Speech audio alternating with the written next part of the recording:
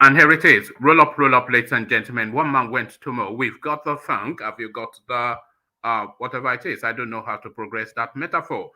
One man went to Mo. The session commences. That thing that happens round about now, happening exactly now. If you are available, then come join. One man went to Mo. Plenty to discuss. All matters Nigeria related. I'll post all the links in a moment. One man went to Mo. The eagle has landed.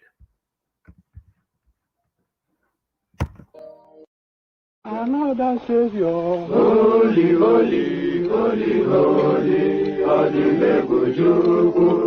Another Savior, holy, holy, holy, holy, Adimebujuku. Well, this is Mobien. This is dedicated to the gallant heroes of the Nigerian Biafra War and IPO families all over the world. I remember the Nigerian Biafran War, in the thickness of the Biafra genocide. Hey, one man revived the vanishing hope to life.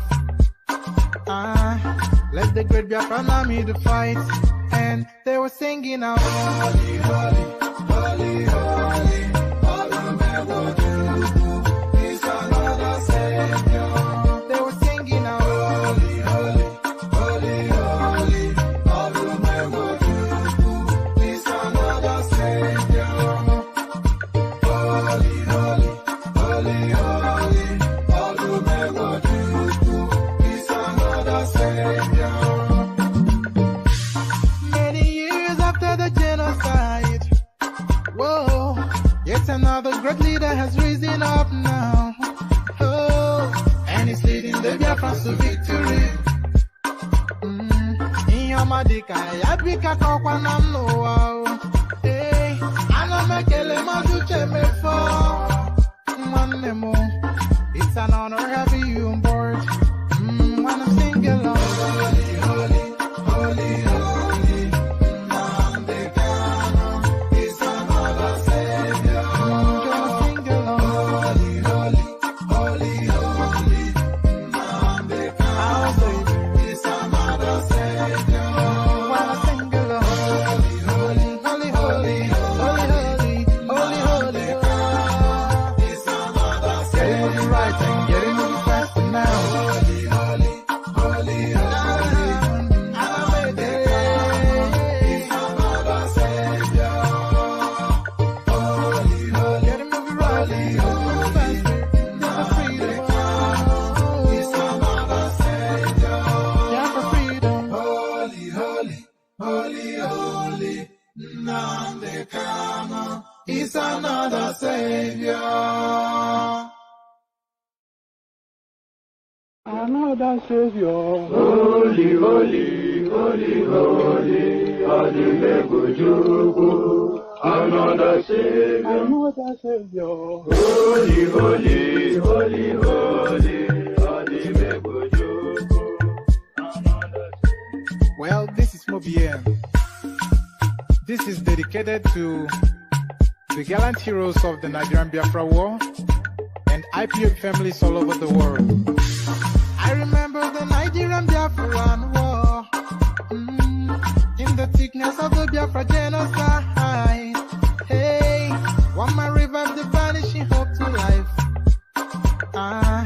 Let the great Biafran army to fight, and they were singing out, holy, holy, holy, holy, all the Megodu is another Savior.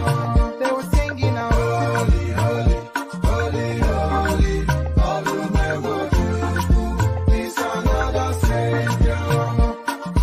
Holy, holy, holy, holy, all the Megodu is another Savior. Many years after the genocide, whoa, yet another great leader has risen up now. Oh, and he's leading the Biafrans to victory. In your Madika, Yabika Kokwanam Noah.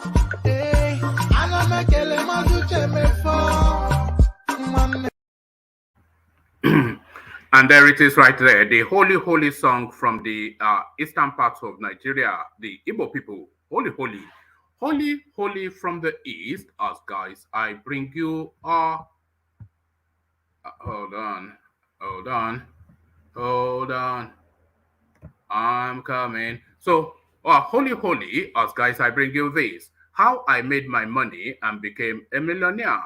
So, question answered, Tinubu giving the answer. So, the question now all about his money. I think this is where the IPOBians are pushing the hardest, that along with his health and certificate. So, all the questions, it looks as though they're being answered one by one. How I made my money and became a millionaire. Tinubu speaks in his own voice. So quite how he became this multi-billion-dollar rich man. Have we all know how he made his money, but he's going to tell us a story. We looted Lagos State. That is how you made your money. But let's hear what fable he has to tell. So we go there. And now we covered extensively ORTOM's response, ORTOM's commentaries about the Atiku ticket yesterday, and Atiku immediately the right to clap back. So Atiku claps back. 2023, Atiku speaks after ORTOM's criticism. The criticism, of course, will be wrapped around the mishandling of the Wike situation, and Atiku will double down on the excuses I suspect that he has given. But let me not preempt what he's saying. Let's just read the headline again. 2023, Atiku speaks after ORTOM's criticism. So what he has to say, we'll find out shortly. This now next headline, a total turnaround for the books. This is a complete departure from a stance that this person was once adopted. Buhari's ex-aide observes growing popularity of Peter Obi in northern states. So I did try to avoid the Peter Obi space, but we just have to surrender that that is where people are at the moment. So the person making this headline is Bashir Ahmed. And this was the same person that barely 3 weeks ago was mocking Peter Obi on Twitter, that the guy has no presence in any state in the north, and he has not heard anything about Peter Obi, that the Obi movement has not one single functionary in any known state, and especially in Kano State, where he comes from. He has traveled the length and breadth of the state, and nobody has mentioned the name Obi to him. A total turnaround within about 3 weeks. 2023, Buhari's ex-aide observes growing popularity of Peter Obi in northern states. So it's worthy of note to say that, to note that this guy said northern states and not a particular state, because he's essentially from Kano, and you think he'll speak to that space, but he's saying northern states. So what predicates that? What that is built upon? We'll find out shortly. Ekweremadu appears before UK court over organ harvesting charges. So there it is, the latest installment in that space now, very controversial, and we'll follow it, of course, to the very end of it. So there it is. So a rich and a diverse menu, as is always the expectation of the platform. So the usual protocols are. Okay, so I might well bring you one more Obi narrative as well, because it looks as though we cannot avoid this guy. It's just like I would say anyway. 2023 presidential aspirant collapses structure into Obi's Labour Party. So who the presidential aspirant is, what structure he's collapsing, and if he's worthy of anything. We'll find that out as well. So we don't want to pad it out too much, because the afternoon session, a short session, as you know. So that's the menu as it stands now. So lean back, kick back, take it easy, relax into it.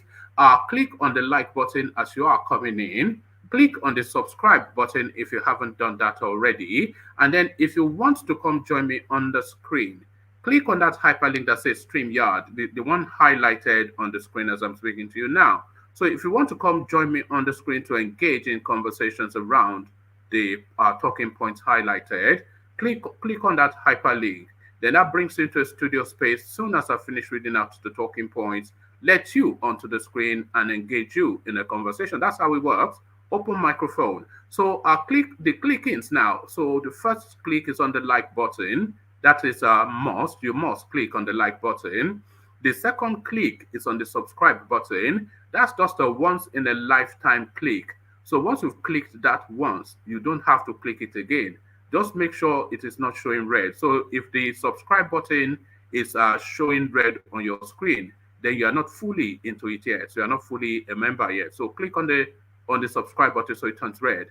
So it turns gray rather. So if it's showing red, turn it gray. So having done that, if you want to come join me on the screen, click on the hyperlink that says StreamYard, and then you come have a conversation with me on the screen. So there it is. As you said about the clickings, let me provide you with a little bit of a liquid nourishment. Your calabash to the ready. We join the guides. Water, only water, only water, where they see ma. Water, water, water, water, water, water, water, water, water, water, water. Only water, where they see ma. Hapa o naido. Hapa o naido. Hapa you don't come o.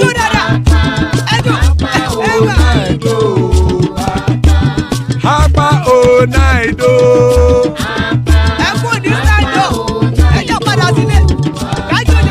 Oro kẹ̀kẹ́ kẹ̀kẹ́ ẹlẹ́mùyé o. Ilé sọ́dí àkẹ́kẹ́ ẹlẹ́mùrè o. Bobby master kẹ̀kẹ́ ẹlẹ́mùrè o. Chief Wáìlà tí kẹ̀kẹ́ ẹlẹ́mùrè o. Eruku lẹ̀lẹ̀ ẹlẹ́mùdé. Eruku lẹ̀lẹ̀ ẹgbẹ́ ẹlẹ́mùdódò jàre o. Eruku lẹ̀lẹ̀ Ghana ti dé ẹgbẹ́ bọ́dì o. Ọmọ ẹlẹ́yẹ ẹ̀yẹ ẹ̀yẹ o ó dilé o. Olúyẹ̀lá ẹ̀yẹ o ó dilé o. Petro Sọ́nàmẹ̀ ẹ̀yẹ o ó dilé o. Petro Sọ́dúnkẹ́ ẹ̀yẹ rẹ̀ ó dilé o. Ẹlẹ́kọ̀ ọ̀run mú ìní o.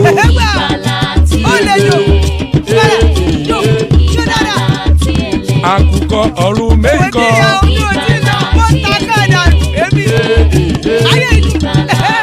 Ikú kò ní ríwà gbéṣe o.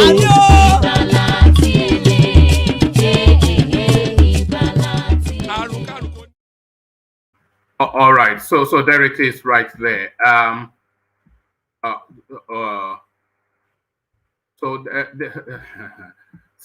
just saw a headline that's somewhat laughable. It's a Buhari. I think it's abroad somewhere because it's always abroad somewhere. And the headline is saying that don't forget home. Buhari tells Nigerians living abroad. So don't forget home. I think maybe his clansmen are running out of people to kill and kidnap. So he's trying to recruit more victims, perhaps. Don't forget home. When you can't drive from Lagos to Ibadan, you have your family home in Ibadan. You live in Lagos. You can't drive there for reasons of your agents on the highway. But don't forget home. So this is it. This is what we're going through. It's just man. I cannot wait for this guy. I can't wait for him to leave one. And if there's any justice in this world, this guy should be put before some international panel to face some of the things that he has done to that country. It's just ungodly. It's a crime against humanity, and somebody must pursue that as an agenda. Somebody. All right. Let me just get into it. So Ikuko Niriwagweshe, as guys, I bring you this. How I made my money and became a millionaire. Tinubu answers that question now that's been dogging him for a while. The 2023 presidential candidate of the All Progressives Congress APC, Bola Tinubu, has revealed how he became a millionaire whilst still working as an accountant and auditor. The former Lagos State governor explained that he became a millionaire whilst still working with a company known as Deloitte and Touche in the United States of America. According to Tinubu, during his time with the firm, he chose to travel more and work in various locations because staff members who do that would get travel allowances. He stated that it was after one of the travel assignments that he got his financial breakthrough, according to him. The company paid him a huge bonus for an accounting and auditing system assignment with National Oil, which turned him into an instant millionaire. Explaining further, Tinubu revealed that the bonus was $850,000 before tax, whilst his salary, which were being paid into the account without him touching it, had risen to $1.8 million. Correspondents report Tinubu made the revelation as part of an interview with correspondents in a special publication titled Asiwaju Untold Story of the Leader, which was initially published in 2021 during his 69th birthday celebration. At Deloitte and Touche, I chose to travel more than 80% of my working years there. And that is because if a staff choose to travel, he would make more money because he would get travel allowances. That got me into National Oil, which became the joint venture partner of Aramco Oil in Saudi Arabia, which is like Nigerian National Petroleum Corporation. We had gone there to set up their accounting and auditing system. It was whilst on that service that I got my financial breakthrough. When I returned to the United States, my employers gave me a huge bonus, which instantly turned me into a millionaire. He added, the bonus was 850,000 naira before tax. My salary were also being paid into the bank, and I was not touching them. At the time, my salary deposit in the bank had risen to about $1.8 million. Speaking on how he managed such a huge sum of money at that time, Tinubu explained that his background in accounting and firm grip of financial matters helped him to manage the funds and invest it without fretting it out. No, this is because I had a song. No, this is because I had a strong grasp of financial matters. I was happy. I bought a house from the money and invested the rest in the United States. I was living well. I was living in one of the most affluent neighborhoods in the south of Chicago, he said. So there it is right there. And that is his story, and he's sticking to it. He made 2 million or something from Deloitte and Touche, and that is what predicates his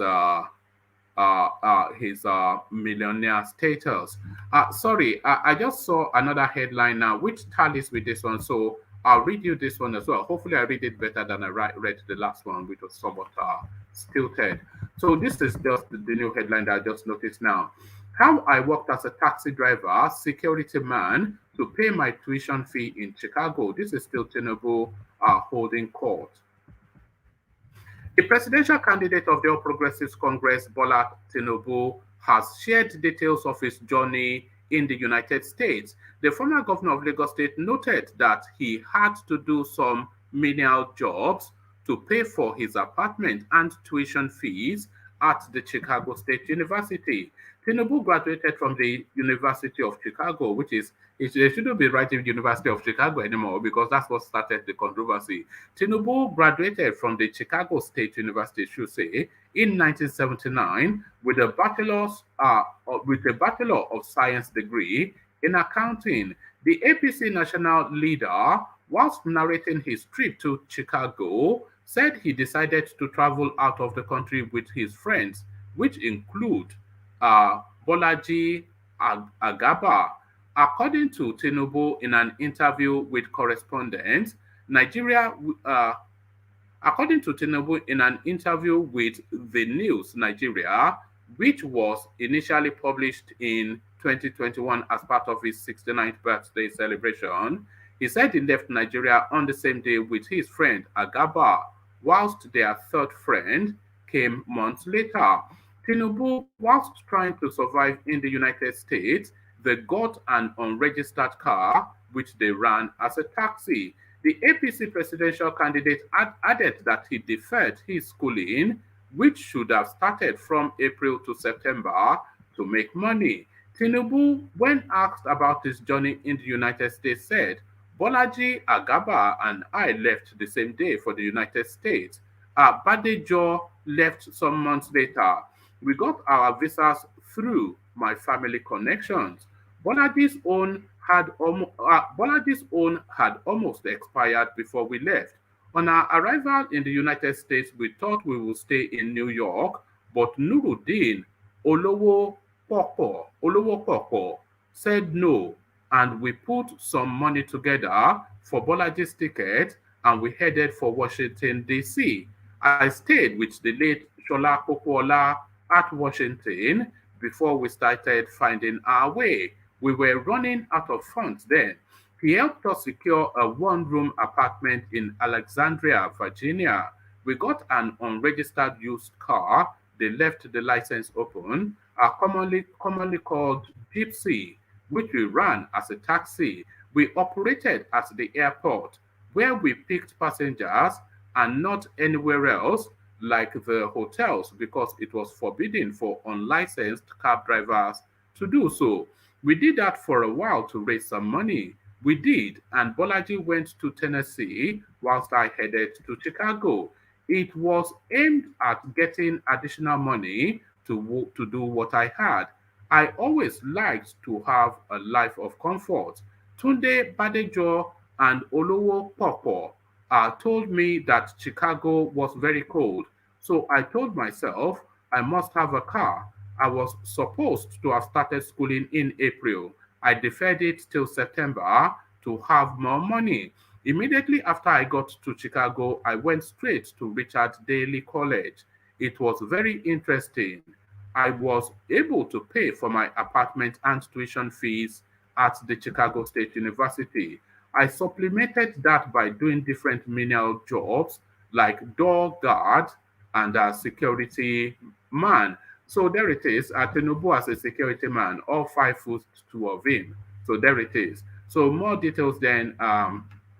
Imagine as his backstory. But would that satiate the whalers and the Nashas? I suspect not. 2023, Atiku speaks after ORTOM's criticism. As the 2023 elections approach, Atiku Abubakar, the presidential candidate of the People's Democratic Party (PDP) on Thursday, assured party members and his supporters that he will always give ear to their complaints. Correspondents report that Atiku's comment comes a day after Governor Samuel Ortom of Benue State criticized him for not treating Governor Yemsen Wike of Rivers State well. Ortom said Atiku should appease. Ortom said Atiku should have appeased Wike after the presidential hopeful lost to him in May. Now, the party's presidential flag bearer, in respect of the 2023 election, says he will always listen to his people and take appropriate action. So there it is. It's just ridiculous. You didn't listen to them when they told you to go for Wike as your vice. The People's Democratic Party remains united, focused on our actions. We are taking actions to address the feelings of all party members. The unity of our community is my priority. Our resolve to unify Nigeria starts in our party and moves to the community, then to the society. Every governor, legislator, and other elected officials produced by our party and party members and loyalists are much loved and respected by me. When they speak, I listen. I do not only listen, appropriate actions have been taken, and will continue to be advanced, Atiku said in a statement this morning. So I'm not quite sure what that adds to anything. The Wike question is still remaining a question.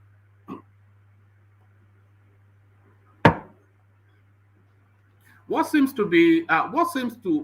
likely to satiate that space is a man-on-man, one-on-one meeting between the two elements. So it's not a matter of phone call or sending delegates, etc.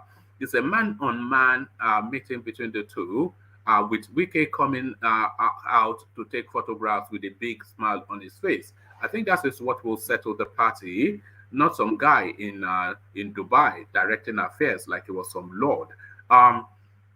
So from that to this, so we did say we will try and avoid the Peter Obi space, but we have to surrender to it as it being what people seem to be talking about at the moment. 2023, Buhari's ex-aide observes growing popularity of Peter Obi in northern states. But who wrote this though? Rachel Opuru. So we must always acknowledge who writes these things because that gives you a feel of where they may be coming from. Bashir Ahmed, a former personal assistant to President Mohamed Buhari on new media, has reacted to the growing popularity of Labour Party presidential candidate Peter Obi in some northern states. In a post shared on the microblogging platform Twitter, Ahmed confessed that Peter Obi's name has grown into a movement that will be difficult to beat. According to Ahmed, he visited Kano State over the weekend and was surprised to see many people talking about the Labour Party presidential candidate. He said nobody is talking about other presidential candidates anymore, and his friend also attested that it is similar in Katsina. The former presidential aide added that Obi may likely claim 75 to you see, this is where it starts to get ridiculous. So I'm not sure. I'm not sure. I have to go and check this guy's Twitter to see if he said that. The former presidential aide added that Obi may likely get 75 to 80% votes in Kano and Katsina. So how in God's name is it likely that Peter Obi will get 75 to 80% votes in Katsina? And a long-standing political person who was Buhari's aide for 2 terms as the new media aide is the person saying this, that Peter Obi will get 80% votes in Kano State. So it falls apart right there. He wrote, "Let me confess, the name Peter Obi alone is a movement to beat. I was in Kano over the weekend, and to my surprise, everywhere is PO. Nobody is talking about other candidates anymore. And a friend told me it is a similar story in Katsina. LP is getting 75 to 80% in those states. So I won't be surprised if it's that if this is one of those storylines that has been cobbled together by the IPOB space, because it was reading well enough until they said the guy said they will get 70 to 75 to 80%. So I suspect that's just the IPOB doing their usual Photoshop nonsense. Ekweremadu appears before UK court over organ harvesting. A former deputy president of the Senate, Ekweremadu, on Thursday appeared before the Oxbridge Magistrate Court in the United Kingdom over organ harvesting charges. The prosecutor claims that David Uko, who alleged that he was coerced to donate his kidney to the senator's daughter, is 15. The case has been adjourned till July the 7th at Westminster Magistrate Court to enable the United Kingdom Attorney General, Suella Braverman, to determine whether the case will be tried in the country or Nigeria. On Wednesday, the Senate said it was sending a delegate to visit Ekweremadu and his wife. Senate President Ahmed Lawan said this after a closed-door session of the lawmakers in Abuja. He said members of the Senate Committee on Foreign Affairs will travel to the United Kingdom soon. There will be a delegation to London to see Senator Ike Ekweremadu and his wife. A delegation from the Senate Committee on Foreign Affairs of the Senate will leave in the next 2 days for London for that purpose, Lawan said. I want to urge all federal government institutions that can do anything to ensure that justice prevails in this case, that they do so. He also said the Nigerian High Commission has engaged the services of lawyers in the United Kingdom to defend Senator Ekweremadu. I had a personal engagement with our High Commissioner to Britain, Alhaji Isola Sarafa. I don't know if that's a Yoruba name or not, but who has done well to establish contact with our colleague, who has been able to get his team to be in the court at Oxbridge, where Ekweremadu was taken to. Lawan added, the High Commission has also been able to provide some consular services that include the engagement of some lawyers who will defend our colleague. We commend them for giving attention to the issue at stake. Equally, the Nigerian Foreign Affairs Minister has been engaged here so that the Ministry of Foreign Affairs takes steps to provide diplomatic support for our colleague. Because this issue is already in court, we have limited opportunity to discuss beyond what we have done so far. But I want to ensure the family of our colleagues, but I want to ensure the family of our colleague, Senator Ekweremadu, and Nigerians. So that should be assure, not ensure, but they wrote ensure, but I suspect it should read assure. Let me read it as assure and let's see how it reads. But I want to assure the family of our colleague, Senator Ekweremadu, and Nigerians that the Senate will continue to engage. So it should be assured that the Senate will continue to engage with our Ministry of Foreign Affairs as well as our High Commission in London. The High Commission has done so much, but we still expect that it will continue to provide any other further consular service. So there it is right there. The mafia protected zone. So that is it right there. That is the OMATA. That is the Nigerian system. The mafia protected zone. So let's land on this then. Presidential aspirant collapses structure into Peter Obi's Labour Party. I suspect this might well be a bit of a nonsense, but let's see what it means. The support for the presidential ambition of Peter Obi, the presidential candidate of the Labour Party, has received a boost as a presidential aspirant of the National Rescue. Okay, so there it is. It is a nonsense. Okay, let's just read it through. The support for the presidential ambition of Peter Obi, the presidential candidate of the Labour Party LP, has received a boost as a presidential aspirant of the National Rescue Movement collapsed his structure into the party. So I don't even know that I did not know there was such a thing existing as a national rescue movement. So that's why I said it's a bit of a nonsense. But it may well not be.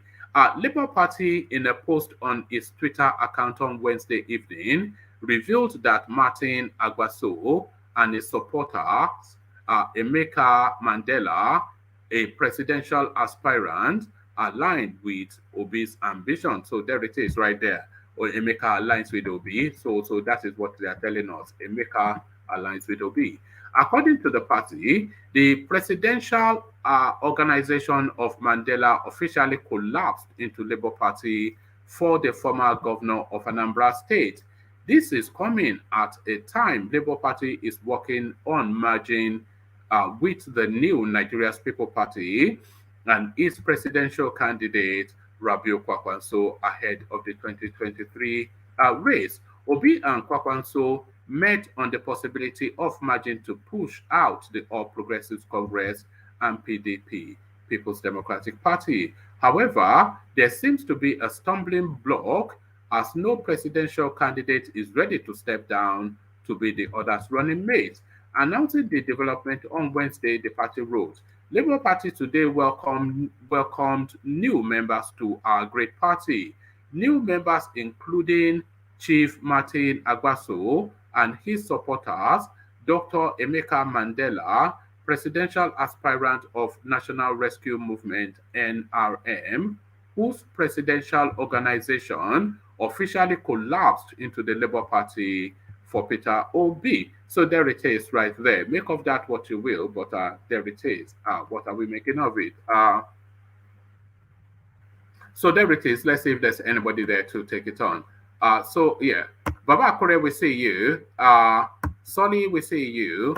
The mighty Ajan Lekoko, good to have you. And Saki, Father, we see you. Saki, Father. So thank you, gentlemen, one and all. So let's kick it off with you then, Baba Akure. So good to have you, Baba Akure. Let's take you then to the first space that we opened up. Tinubu tells us the story of how he became a wealthy man. And this was during the time he was working as an accountant for Deloitte and Touche, which is what he will have us believe. He used to, and by the way, if anybody has ever worked for international firms, this story that is telling is actually not far from the truth. It's actually a true story.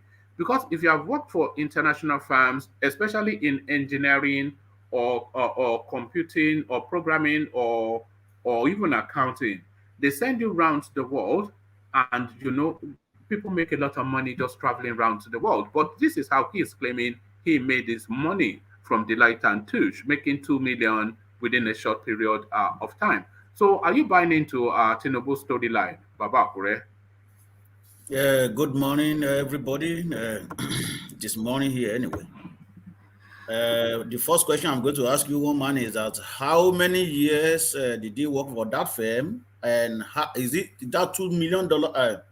That 2 million you are talking about, is it for just 1 week or 1 month or for the entire period? Is it in US dollar? Is it in US dollar or it's in US dollars? US dollars. Okay. So what he's saying is that he worked. It is publicly known, and it is confirmed that he did work for Deloitte and Touche. And what he was saying was that he was traveling around the world. He made himself, because all these international companies, they have global reach, and they send people around the world. So he made himself, and not everybody wants to travel, because some people, they just want to work in a base because of family reasons.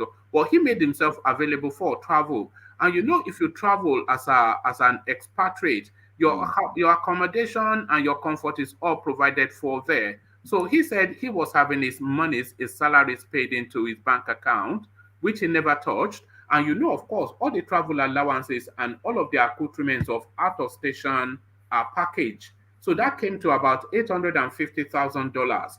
And then the salaries that was being paid into his account, whilst he was traveling internationally, he did not touch it. So that came to $1.8 million. So by the time he rounded it off, it was well in excess of $2.6 million. And that is what he claims he built his fortune on. So that is his story, but that is what he's saying. All right. Well, whoever want to buy into that story could buy into it, but not me. Number one, there's another thing I want to ask you, please. When was it employed? I want to know the year. That would have been in the 70s sometimes, I suspect. Okay. Yeah. So do you know the reason why I asked that question? Because of this amount of money he's claiming was paid to him. At that time, we still see a lot of racism that play against black people. At that time that he was mentioning. So how come he is the only person, right? Because that is where I'm going to get this information. How is he that is he only was sent abroad, sent all over the world, and accumulated that such money? However, if the issue of racism does not even play, and it was being allowed and employed to travel all over the world, working for a foreign company and making big money, I don't think that money will be amount to what he had today. You see, they just trying to change the narrative. Yeah, we all know that this is just a lie anyway. It's just a lie, a big lie. I'm not sure that it is a lie, Baba Akure, because at that level, I'm not what you're saying about racism in America, but he's an accountant, fully qualified, and of course, Deloitte and Touche, a finance house. So a lot of black people work there. One man, you see this issue of accounting that we're talking about. I still have a question to be asked about his certificate, because you can't tell me, because at that time, and I think Alexander will testify to what we are talking here. You can't tell me that you have degree within 2 years. How did you do it? You started your school in 77, and you finished in April 1979. Baba Akure, I have an answer for that. I'll tell you in a minute how we did that. Yeah, but you can fast track it. But I can also tell you how he did that. Yeah, you can fast track it now. That's easily done. You can add more courses to your semester. You're just going to pay more. The thing is, so long as you do your core courses, and then you can even during summer they still have classes. Yeah. If you're willing to pay for, so you can Yes. you can bag a degree within 2 Even years. during normal semester, you can still add more courses. All right. That one is cleared anyway. All right. No, I don't subscribe to that. That didn't exist in the 70s. That's not how he did that. Okay, No, how he did they didn't. do that? Hold on. He went through a community college. Right. Yeah. He did a 2-year course in a community college, and I did the final 2 years in full-term university. That's the way it's done in America. All right. Thank you, Alexander. Because I want to say that because I did that too.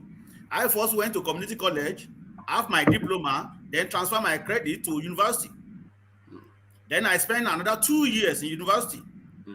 But what the school is telling us now that it has BS, anyway, this letter we saw, we didn't see the certificate because we are still waiting to have that certificate. It's not the university told you he graduated with distinction. No. Any university can write that when they get money. All these people are looking for money. When they get money, oh, come on, man. I am telling you one man. Let's just forget about that. We're going to. Are we doing silicon mask now? Are we it's not one man. It's not issue of silicon man. We need that certificate. Any school can get paid. The school, they are just looking for money. An American university. I'm not sure in university. I just saw in America. Don't worry about that. Don't worry. No. I live here. I know how you operate. The bribe registration. The bribe won't be. Time will tell. The bribe certificate. Are you an Ipobian? No. I'm not Ipobian, but I know for sure that somebody can get paid. US in the past was different too. Could have bribed though. But anyway. So what happened to this man? Okay. If it's in the past, in the 70s, yeah, a lot of things were happening, but they block it. It cannot happen anymore now. Yeah. That is what you say. Okay. There is no. Let me just tell you, we just brand Nigeria as a corrupt country. Every country in the world are corrupt. It is just that it is Nigeria that put all on top of them. That is just the fact.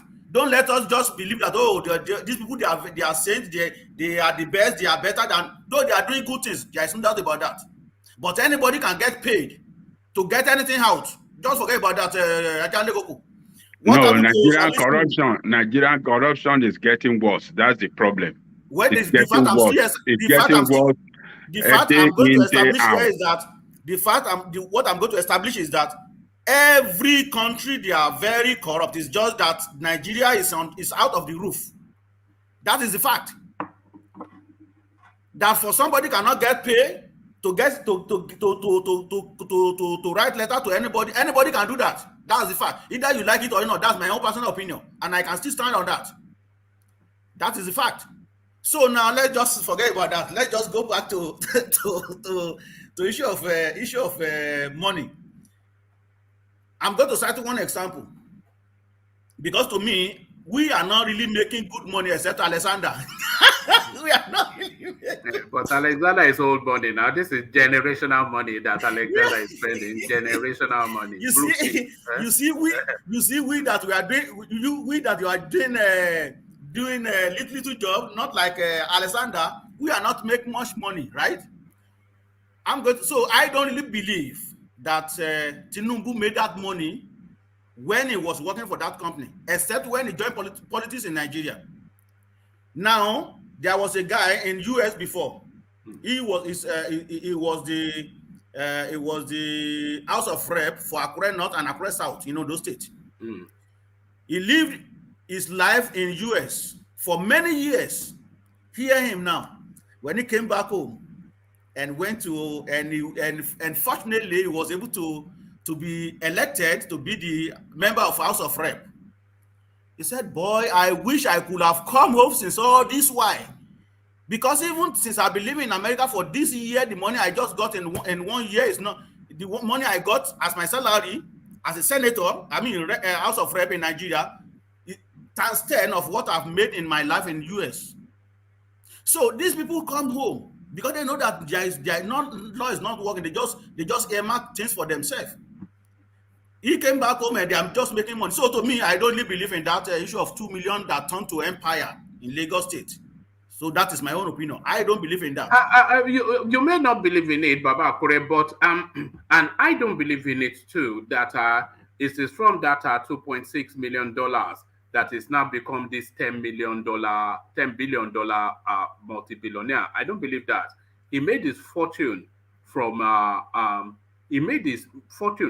being Lagos State governor. So that's where he made his billions. But he was a rich man from Deloitte and Touche. I think that story hangs together. That he would have been a rich man. From the way he described that journey, anybody that's worked within those sort of spaces, they know that pathway. You see all these Nigerian engineers, they'll send them to Kuwait, they'll send them to Saudi, they'll send them to even Norway to go, and you see them on ships everywhere. It's all of because of that. Just that they want to build that mass of money, which is plentiful in that. So I can see how he would have come across. Maybe he embellished the figures a bit, but the pathway he described is a pathway usually that Nigerians follow money. He might have money, but not this empire. That is just the fact. Yeah, no, this empire he looted from Lagos. No. You can't have this. No. Look at that. This guy is richer than 10 American presidents. This guy is richer than Bill Gates, if I suspect. Oh no, that's not possible. That's not possible. But he is rich anyway, because somebody who can be spending all this money is all this one, to me, I think he made his money from Nigeria. This empire, he made it from Nigeria. That is my own opinion anyway. All right, brilliant. Baba Akure, let's take a moment to catch, Alexander Gomez now. He will run away if we don't go to him quickly. Well, no problem. Let's go to him quickly and I'll come back to you. So, Alexander, I suspect that it is this Tinubu storyline that you might want to speak to. And the pathway that he has described to his wealth is a pathway that hangs together. But does it hang enough for the sort of fortune he commands, Alexander? Well, let me first of all say good morning to to everyone on the platform from Houston, Texas. If my voice sounds husky, I think I'm losing my voice. Tinubu is beginning to be stupid in the way he's playing this game. This is a generational thing. If he's talking about the 70s, that's my space. I went to college in the 70s, and I graduated before 1979. Now, let me tell you the way this works. Ajale Koko should know this. In the 70s, Nigeria was a very rich country. Tinubu is picturing a classic example of a self-made billionaire. No one from the Tinubu family in the 70s will have to go and drive a cab to pay for tuition fee. We used to, back in the days, get approval. I didn't qualify for it because I am a British citizen. So in my days, I don't know whether you met this one man, but when we were younger, the British government used to pay our tuition fee. So I didn't pay no tuition fee. But yeah, they did during my time too, but now you have to pay. Yeah. Okay, yeah. But I think in Scotland, the Scottish government still pay tuition. Yeah, no, they still pay, but you are right. You're right. Back in the day, we used to, for foreign students, they used to get something from Nigeria called approval. And approval would be a piece of paper from the school that your family will take to the central bank and get the dollar equivalent to transfer to their ward in the United States. Tinubu family is a wealthy family in Lagos, Amorawa. No member of the Tinubu family, if you're a bona fide member of Tinubu family, would go to the United States and drive a mini cab to pay for tuition fee. So that name is null and void. You can take that to the bank. That's an adopted name. That's not his original name. He just opened a can of worm with that statement. Secondly, and more importantly, Tinubu didn't make his money by doing any bloody real investment in the United States. He went through the same channel that Lagos Isaleko boys used to do back in the days. Aliko Dangote was part of them. You can go research that. I don't have to. We're on social media. Alexander Ade Gomez is my name. It's not formulated, so anyone can track me. So I'm not going to go into specifics. Tinubu made his money illegally. He did make his money, but the fortune that he has in Lagos today is through him being the governor of Lagos State. He obviously was a millionaire before he became governor, but he became filthy rich when he became governor of Lagos State. That's my position on that. All right, but anyway. There's somewhat. I'm not sure if you can be that categorical. I have. You can put $100 million suit on me, and I'll prove it, word for word, what I said. Are you buying into this narrative of the Eastern Quarters that Tinubu's name is not his name? It is not Tinubu. It is not Tinubu. No one of Gomez's background will go to a university in the United States in the 70s and drive a minicab when your family can send you money to pay for your tuition fee. Yes, it was not expensive. It wasn't expensive, woman. Nigeria was not Nigeria. Nigeria of the 70s is not Nigeria of the 2000s now. Yes. Nigeria was a filthy rich country in the 70s. A dollar, my ticket to England in 1970-something was 18 naira. Tuition fee was $300, $400. We had the money. Foreign students were getting approval from, even people from working class family were getting tuition from their parents from Nigeria. Because 400 naira, it was a lot, but it was not inaccessible. So if he says it's Tinubu, and it really is Tinubu, and he's paying and driving minicab to pay his tuition for Irolo Anue. I remember in those days, my brother was in he was schooling in the United Kingdom as well. And your brother correct me if I'm wrong, your brother is a citizen of the United Kingdom. I know he's passed now. So he didn't pay tuition fee. No, actually, it was in an American university in the United Kingdom, which was a private university. And like you said, my father used to pay for him as well. Yes, and he was paid through something called approval. Yes, and he had a mentor that my father used to send money to give him monthly. And then when my father came visiting, he would bring additional money to the point that the mentor had to call my father to one side to say, look, you have to let this guy go through some, don't over, you are somewhat, So it was, so at that time, it was affordable.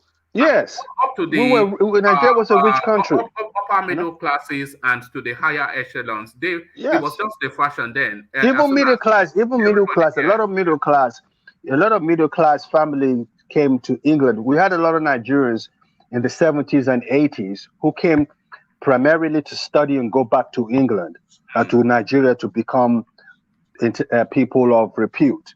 Yes. But back in my days, a lot of Nigerians came just to get a college degree from England because at the time it was a big deal. In the 70s, going to England. Then, if your son was in the 70s, going to America to study, you were seen as a failure. That's right. That's true. You were seen as a failure. Only people who didn't make it would go to America, especially Chicago State University, which is a third-tier university. What are we talking about here?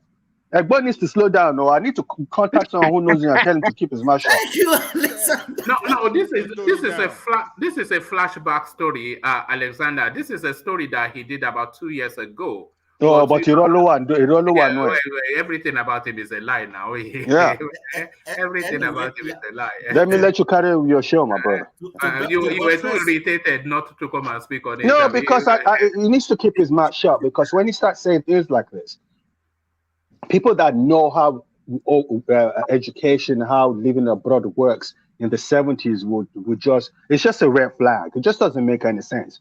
let people accuse you, but keep your mouth shut. Don't try and defend yourself. Yes. In defending yourself, you open yourself up to ridicule. Yes. They shouldn't. His handlers should not allow him to speak, because every time he speaks, he always makes unguarded statements. Remember how they managed Buhari in 2014? He never said a word till he became president, because they know that he was a dunce and it wouldn't. Let me say this. Let me say this before you go before I let you go one man. One of the richest, Anjani Koko, I don't know whether you know this. One of the richest families in Lagos, Folawiyo, right? Oh yeah, they are. Yes. Now that man has his oil platform in Lagos is second to none. That man was a notorious Igbo seller in the 70s. And he's an Isalako man. This is someone that used to babysit my big brother, Senator, when he didn't have anything. He was from a very poor background. This was the space in the 70s at the time. If you're a Lagosian, you know these things. Isalako was notorious for that. Do you remember Angelico? You remember Cash Madam? Yeah, that was even so many of our musicians when they are traveling, they will carry that's what happened to Obey. Angelico, do you remember Cash Madam? Cash Madam. Oh yeah, Cash Madam. Yeah. Okay. Cash Madam. Yeah. How do you think she made her money? She would take that one to England and convert it to lace and bring it to Nigeria. Man, let me let you guys go, man. All right, thank you, Alexander Gomez. So that's Alexander Gomez. He just couldn't bear the lies from Tinubu anymore. And they had to just say, I know your father now. What are you talking about? I don't even know your father. More importantly, and you're not a Tinubu. Those are Alexander Gomez's words, by the way, and he stands by them. So back to you, Baba Akure, your words. Thank you very much, Woman. This is a very lovely matter, right? God. You see what Alexander touched, right, about that issue of 70s, that I was about to mention that because I it came to my mind when you are reading that, how come Tinubu driving cab in 70s? Because, like Alexander said, and Ajalo can testify to that too, I can also testify to that.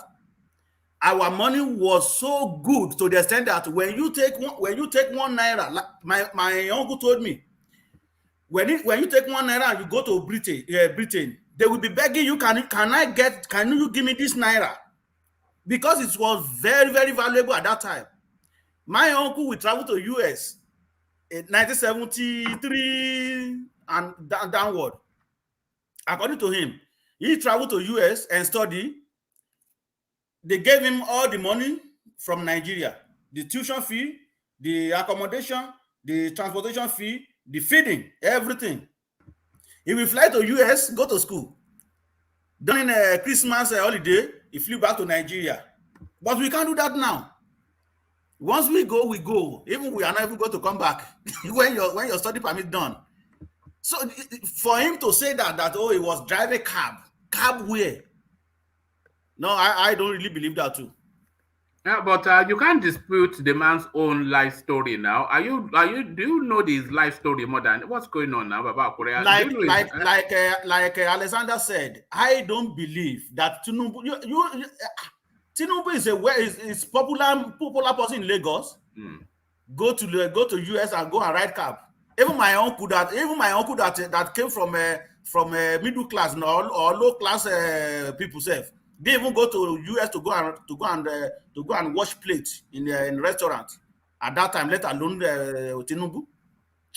Woman, let's just move. All right, but do you think the guy should stop talking, because he's about to talk himself out of that presidency? Anytime he opens his mouth, it's just another lie, that's easily debunked. Well, that is politicians. When they say something, they forgot that people are recording them. It doesn't really matter either you are Peter Obi, you are Tinubu, you are Atiku. There is a time that they burst out and they forgot that they've already lied. Then it is we have to dissect. Okay, this is what you said the other time. This is what. So it is common among politicians. They want to win us. Remember, Peter Obi said he wore one wristwatch for many years. Yes. True. What's the name of this man? The man from Utuk, Jonathan, said he walked from the school without shoe. So all that story, we've been hearing that. So I think his campaign manager, they should be able to how to guide him. That is if he will listen anyway. Because remember, they might guide you when you get to stage and you carry the way you bust another lies again. So you know why Tinubu might not listen to his handlers? He will not listen to his handlers because what seems to have given him that presidential ticket was his outburst in Abeokuta, which was him speaking from his heart and saying, "Look, I cannot take this now," and that seemed to land him the ticket. So that would have emboldened him to believe in his own instincts, that he has an instinct for it. I hope he's not going to undo himself, but he's certainly on the way to doing that. You know, you could be right, but to me, I don't really think that the case of Abeokuta, was it in Abeokuta, right? Yes. Yeah, might give him little leverage, but not as much as we really think anyway. To me, because I strongly believe that most people in Abeokuta will, of course, go for most delegates in Abeokuta will. I think they will, of course, go to the vice president. That is my think anyway. All right, let me take you to a different talking point, Baba Akure. So Ekweremadu, he comes up in court today, but the whole weight of the Nigerian state seems to be behind him. The Senate have sent a delegation. They have mobilized the High Commission in Nigeria to go and with a team of lawyers, and the foreign minister has been designated to go and attend. So it looks as though whether this guy is guilty or not, the Nigerian state is intent on bullying the British legal system. They are actually now having considerations to send him back to Nigeria to go and face trial. That will not possible. What are you making of the latest development? Well, it is we low-class people or citizens of Nigeria that we suffer in abroad. You see, when you want to get passport, you have to go through hellfire, almost hellfire before you even get passport. But if you have any trouble, even with immigration issue, or if you have any other case, they will not attend to you. You see how fast now they switch into action, and they now providing consular service for him. And this is not. I never even knew Nigeria knew anything that would have made that. They had consular service. I didn't know. They know that until I didn't know they know the meaning of consular service. Until when we hold these people in Jagula, until then they will treat Nigeria with respect. Until then, they know what they are doing. It is just that they just want to be wicked to us, believing that we cannot do anything unless we hold them in Jagula. That is when they will treat us better. You see now how they treat themselves nice, and they ship all the lawyer, even the money that they're supposed to use for the economy now. They will have to pay lawyers, and they will move to United Kingdom to go and defend Ekweremadu, providing consular service and all kind of nonsense. Can I interject? One man, if he's found guilty, how many years minimum will he spend in jail? I don't think they'll give him more than 3 to 5 years, and if he serves 2 years, they'll let him go because you don't usually serve your full term in the United Kingdom. Okay. So 3 to 5 years. Does it include hard labor? Hard labor. Okay. We are talking about UK now. UK. Hard labor. Hey, don't go to North Korea. Or they will hard labor. Hard labor. So you see how fast these people can really defend themselves. But it is we having problem that you are Igbo, you are Hausa, you are Yoruba, and you are Christian. You see how fast they can gather themselves together and mobilize and support one another. You can see that. And let's see, maybe if another Nigeria has problem, you know that now they are doing everything now, providing consular service for him and stuff like that. Let's wait and see what will happen. Because as I'm talking to you now, I strongly believe that we have a lot of Nigerians that are in some kind of problem in UK right now, and they cannot provide the consular service to them. Even when they come to even when they know, I mean the ambassador or whoever is taking charge of that, even if they know, I strongly believe that they are not. We didn't bring you here That is what they will be thinking. That's what will be in their mind. Is Nigeria your father? But you can see now how fast, because they are defending their own territory. They are defending their business. But for them to ask for Ekweremadu to be repatriated to Nigeria, that will not possible, because the crime was not committed in Nigeria. They premeditated it in Nigeria, but it was carried out in UK. So the case has to be heard in UK. So it cannot be anyway. UK might, they may believe that if they don't do that, the meek they always get from Nigeria, they may not be able to get it. So you never can tell. The money can change hand and move him to Nigeria. And when that happens, that is it. Just forget about it. There is no justice for poor person.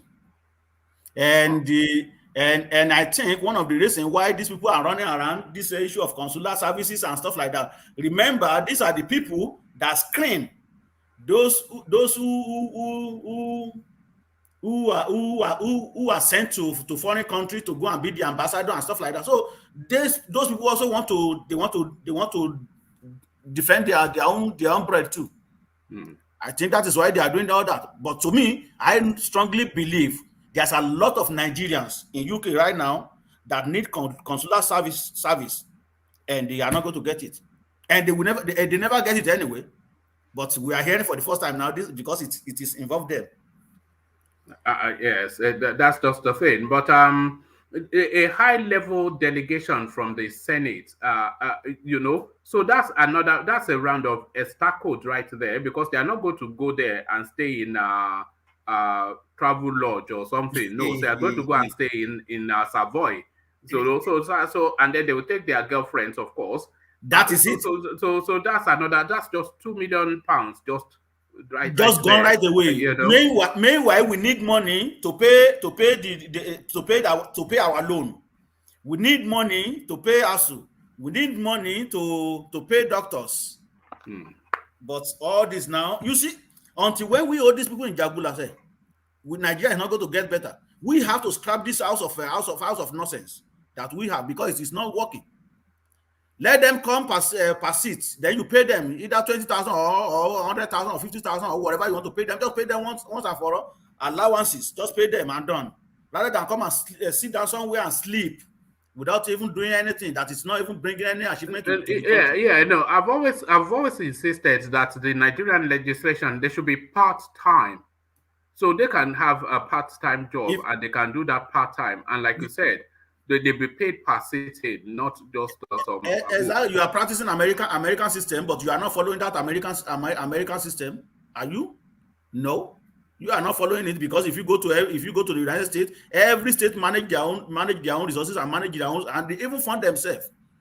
But you sit down there, you go to Abuja, you go and collect check, and you come back to your state. That is why we are underdeveloped. That is why we are not developing.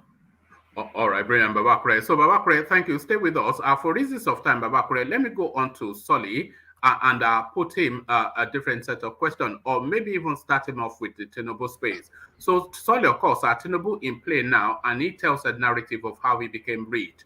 But Babakure quickly dismisses this out of hand, and Alexander Gomez, so enraged, he had to storm online to go and say that, Egbon, settle down, you are talking nonsense. But is it a nonsense? Because the way he paints the story, it does cohere, or does it not? Solly.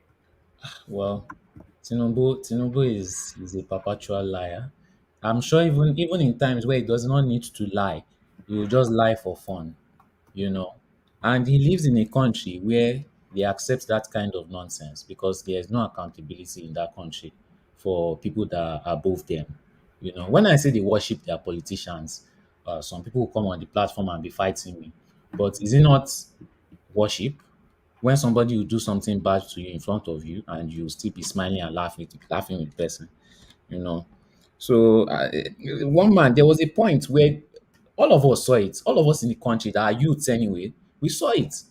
Tinubu's real age was on Wikipedia. This guy changed it. People went on Wikipedia to change it multiple times. What do you mean? Sorry, what do you mean Tinubu's age was on Wikipedia? His real age was on Wikipedia. You know that Wikipedia is an open source platform. And I can go and change Wikipedia. You can. What do you mean? You should know that. Well, that's what we saw. That's what happened. His age. I hope you have not been using Wikipedia as a source of research and fact. No, that's a plagiarism. But that's what we saw. So that was a bad sign for us. Okay, now it's the Ipobians that would have done that. Well, I don't know.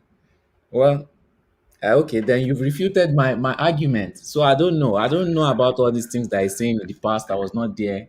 I can't put any judgment on him. But I know that he lies a lot. Yes. So, but when he lies, it's very hard for you to prove it. I think he lies when he knows that it's almost impossible for you to get the facts.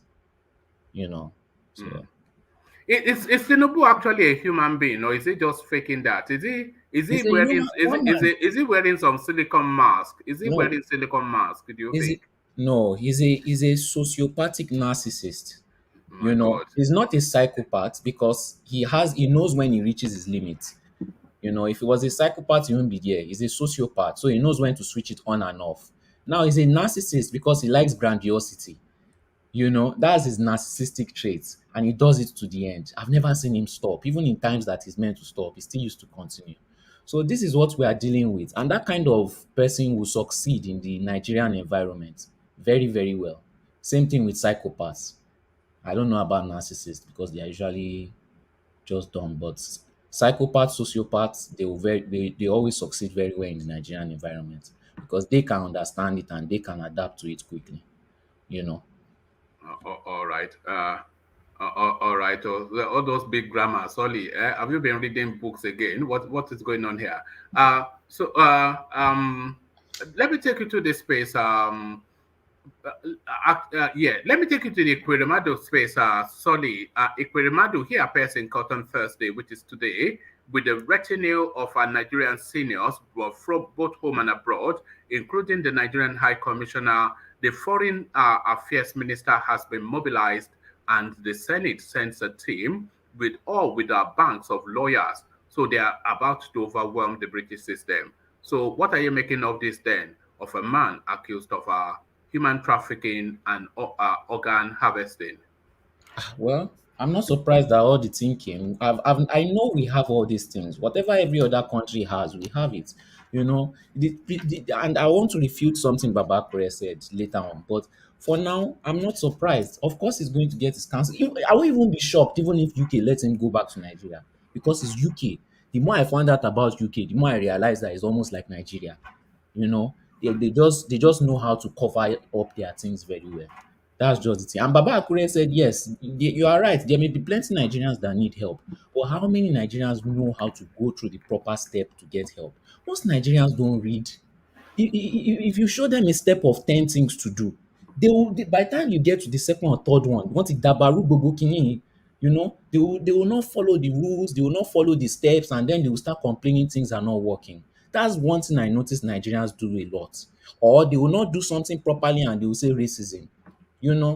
So it's some Nigerians that have plenty issues and problems. Majority of it is their own fault too, because they don't know how to request for help. It's not just going to the embassy shouting and screaming and doing gra. That doesn't solve anything. So, but yes, even if they apply with the right processes and everything, it may still be. What are you talking about? That Nigerians don't know how to request for it. They don't know. What are you talking about? Baba Akure, maybe because you are in America and you are used to Nigerians that know how to follow rules. But the average Nigerian that just comes, even if they spend 1, 2, 3 years, some of them still don't know how to follow proper rules. Let's be factual. So how does that relate to the issue on the ground? What are you talking? If you don't know how to get help, you will not get help. How do you know they don't know how to get help? And that's actually by the way, no Baba Akure. Have you ever asked for help from Nigerian embassy before? I'm asking you a question. Yes, I have. Okay, what kind of help did you ask from them? I wanted to certify my birth certificate. Okay, how was that resolved? They told me that I have to send it back to Nigeria and send it to Abuja. So I asked them, so what's the point of having the embassy there if he can't do anything. Okay. So you can see it right there. You can see it right there. Okay, but Ajani Koko. And you are trying to blame others. So Nigeria don't know how to ask for. Even for your passport, you can't even get. Yeah. Wait. At the end of the day, did they not give me a solution to my problem? They don't not give you a solution to your problem. No. But if I do that, I will get it done. You know. Okay. When you contacted Abuja, what happened? At another point, I went to apply for a passport. Okay. Most Nigerians did not even know where to go to apply for the passport. Most Nigerians started applying after the date had passed. Why didn't they know since? Is it the embassy that is going to knock on their door, wake them up, and tell them that this is the, all these kind of things? They have to. So yeah, and Nigerians do that. So you can't just come here and be defending their ignorance. Sorry, you don't know. Don't pray that Nigeria happened to you.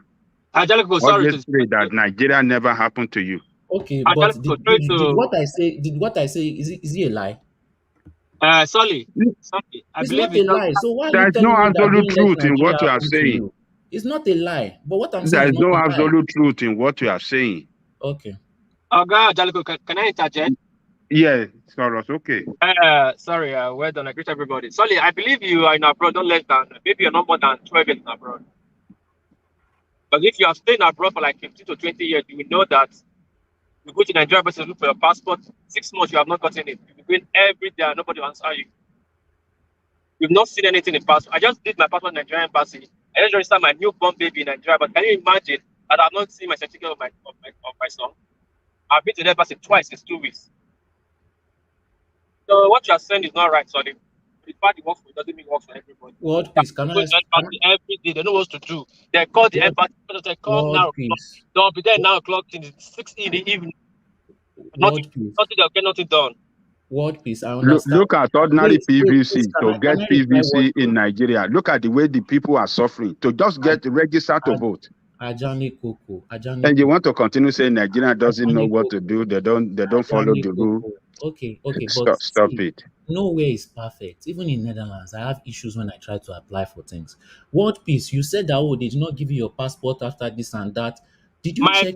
Not my passport. My child registration, certificate registration. Okay. You said no. Okay, but what peace? Let me just ask you some few questions. Before you applied, did you check online to see other people that have applied for it before and their experiences? Is that the only place? Wait. No. Now another question. Is that the only place that you could have applied?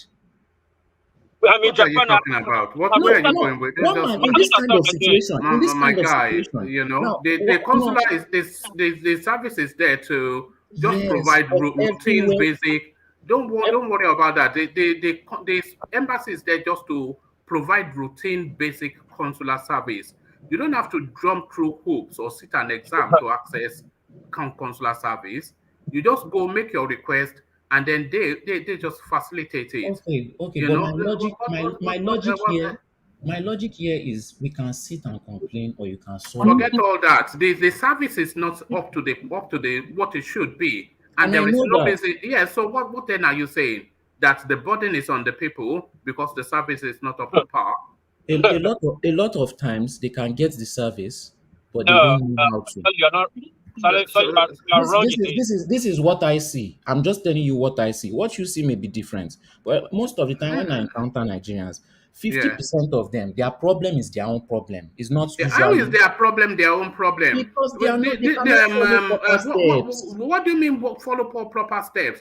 What you even, let's leave world peace. You are asking for something to be verified, something that the embassy should be able to facilitate for. And if they cannot facilitate for it, the burden is on them to get in touch with Abuja, and they may just take you longer than it should do.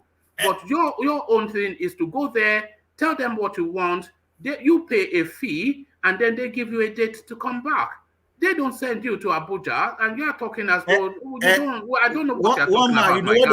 You don't know what you're talking about. Nigerians don't know. Nigerians don't. I don't think you understand. They just want to exhaust solely, because if you want to certify your birth certificate, there is a officer attached to the embassy or high commission that you always do that, because we have that all over the world. They just want to exhaust you. So that's why they are referring to basic you because you routine pay stuff. money so that you can get it done over there. It's just basic routine stuff, and you are saying it's Nigeria. And he's defending their failure. So their failure is defending them. It's just how you took it. I didn't defend their failure. I didn't say what they are doing is right. My wife don't go to Nigeria embassy with me anymore. There's a day we went to Nigeria embassy by 9 a.m. in the morning. At 5 p.m. we closed it down, and still we didn't get the form. That day my wife said that she will not go to the embassy with me anymore. And she called to make all requirements. They told her what to bring and everything, and we went. And nothing was done. So don't worry about Nigerian embassy. It's not just your wife's experience, so it's the same experience here in the UK. The Nigerian embassy is an all-day job. Just a basic something. You go in the morning and then you leave about 6, frustrated that people, the embassy is here. People will come from Birmingham and they will eventually, out of frustration, have to book into an hotel. They might well end up staying 2 days just for something that is routine. And at the end of the day, they will not accomplish anything. People go, there's always shouting there just because the most basic of things cannot be done. To me, all these things you are complaining about, maybe it's because it's my generation. It's not your generation. Are you unique or peculiar to your generation? Is it only you on this planet? Is your generation? One man, all these things you are talking about. Generation level. Okay, don't worry. I won't talk again. You don't want to hear what I want to say. No, if you don't want to say it, then we just move on. If you want to say it, then say it. I say all these things you are saying. To me, I'm used to it. I didn't know it was abnormal because since I ever went to Nigerian embassy, it has always been like this. Have you had interactions with other embassies? Yes. Okay. Is the experience you have with other embassies anything akin to what you have with the Nigerian embassy?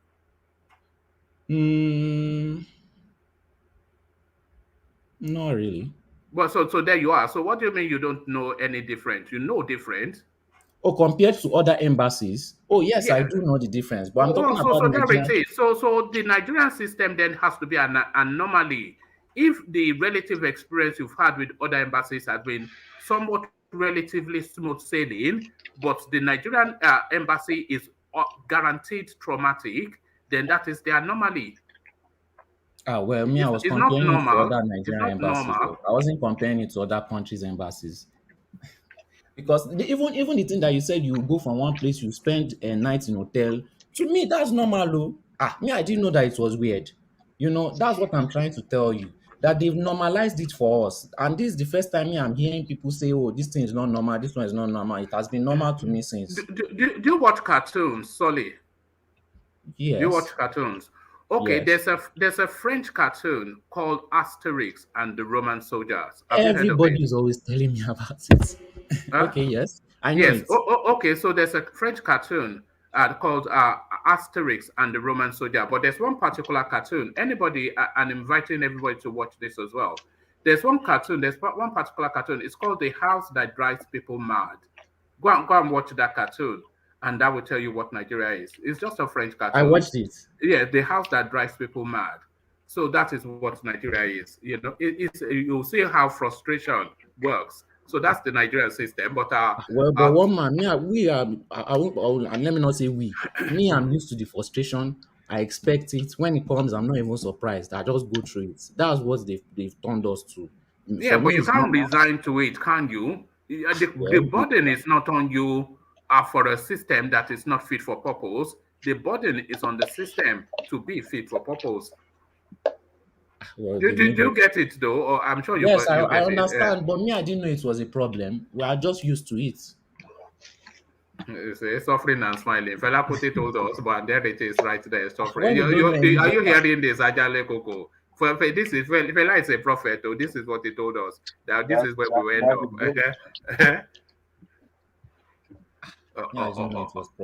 All right. So thank you. When I went to go and collect my passport, I had to go and wait there for like 3 days. I didn't see any problem in it. To me, it was normal and regular. And your Dutch, German, etc. friends, your Scandinavians, how do they collect their own passport? Same day. 10 minutes. 10 minutes. Yes. They'll fill the form online. They'll tell you come at 3 p.m.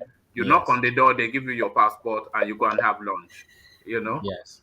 So there it is. That's the comparison right there. So we must not resign to that, is what I'm saying. Sorry. But sorry, quickly on the Peter Obi space. Yes. Actually, no, go to this commentary. How I worked as a cab driver security man to pay my fees. It's still Tinubu speaking that language of his journey to wealth.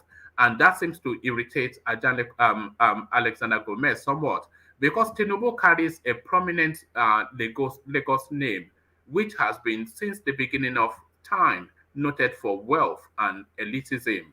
So Alexander Gomez comes very quickly to insist that anybody carrying the Tinubu name cannot be somebody that will be driving a taxi and working as a security doorman to pay fees. But this is the story that Tinubu tells.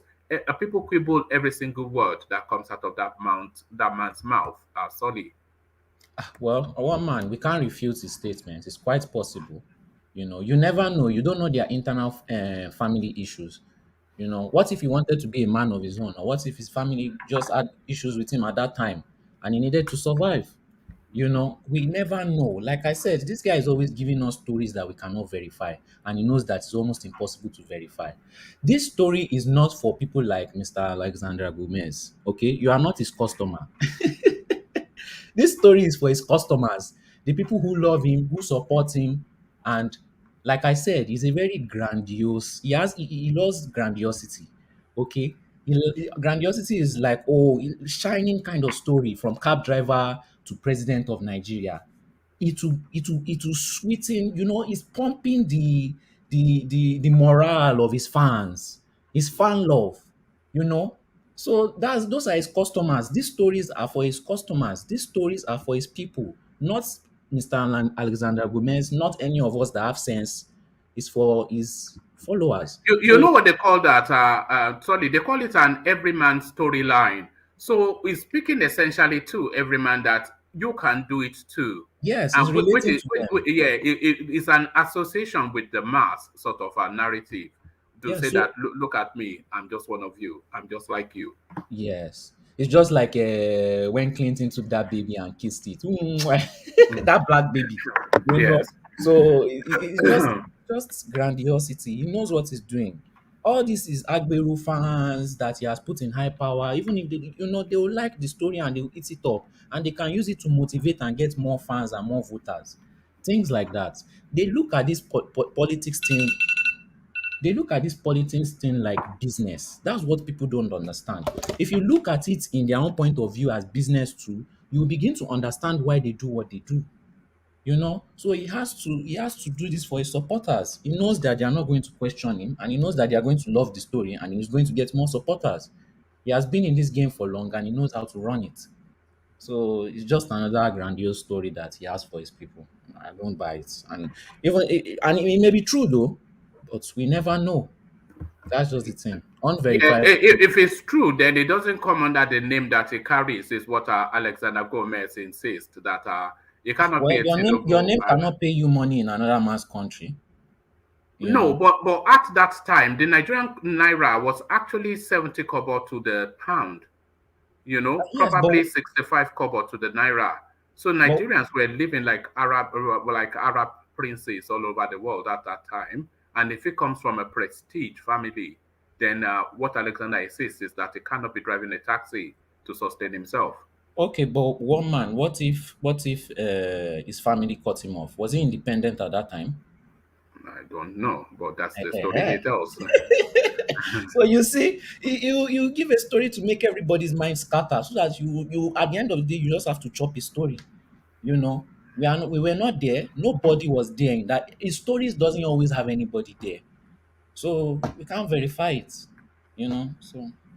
All right, brilliant. Solly. So, Solly, for reasons of time, let me go on to Ajanle Koko, who hopefully is ready. One man, can I talk about that Peter Obi thing?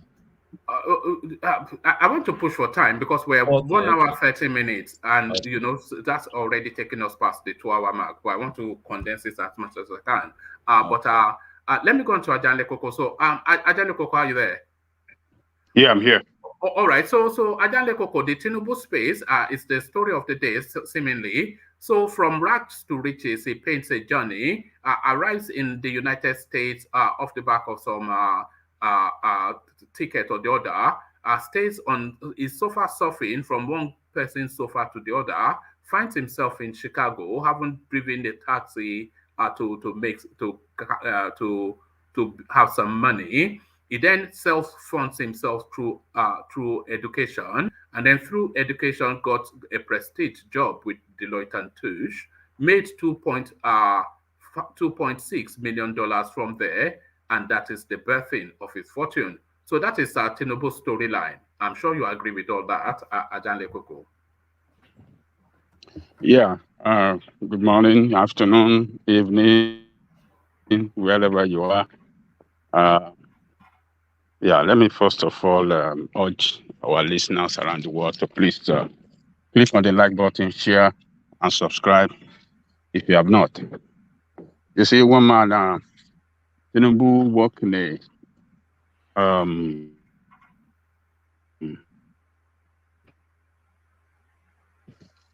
work at the mobile. We're losing you, Ajanle Koko. Are you there? Ajanle Koko, what we can hear is silence. I hope you can hear me. Can anybody else hear me? Can you hear me now? Yeah, we can hear you now. Yes. Can you hear me now? Yes. Yes, we can now. Hello, woman. Yes, we can now. If you can hear me, then carry on.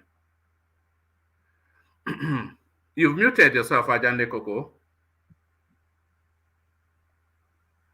Oh, okay, carry on if you can now. Okay.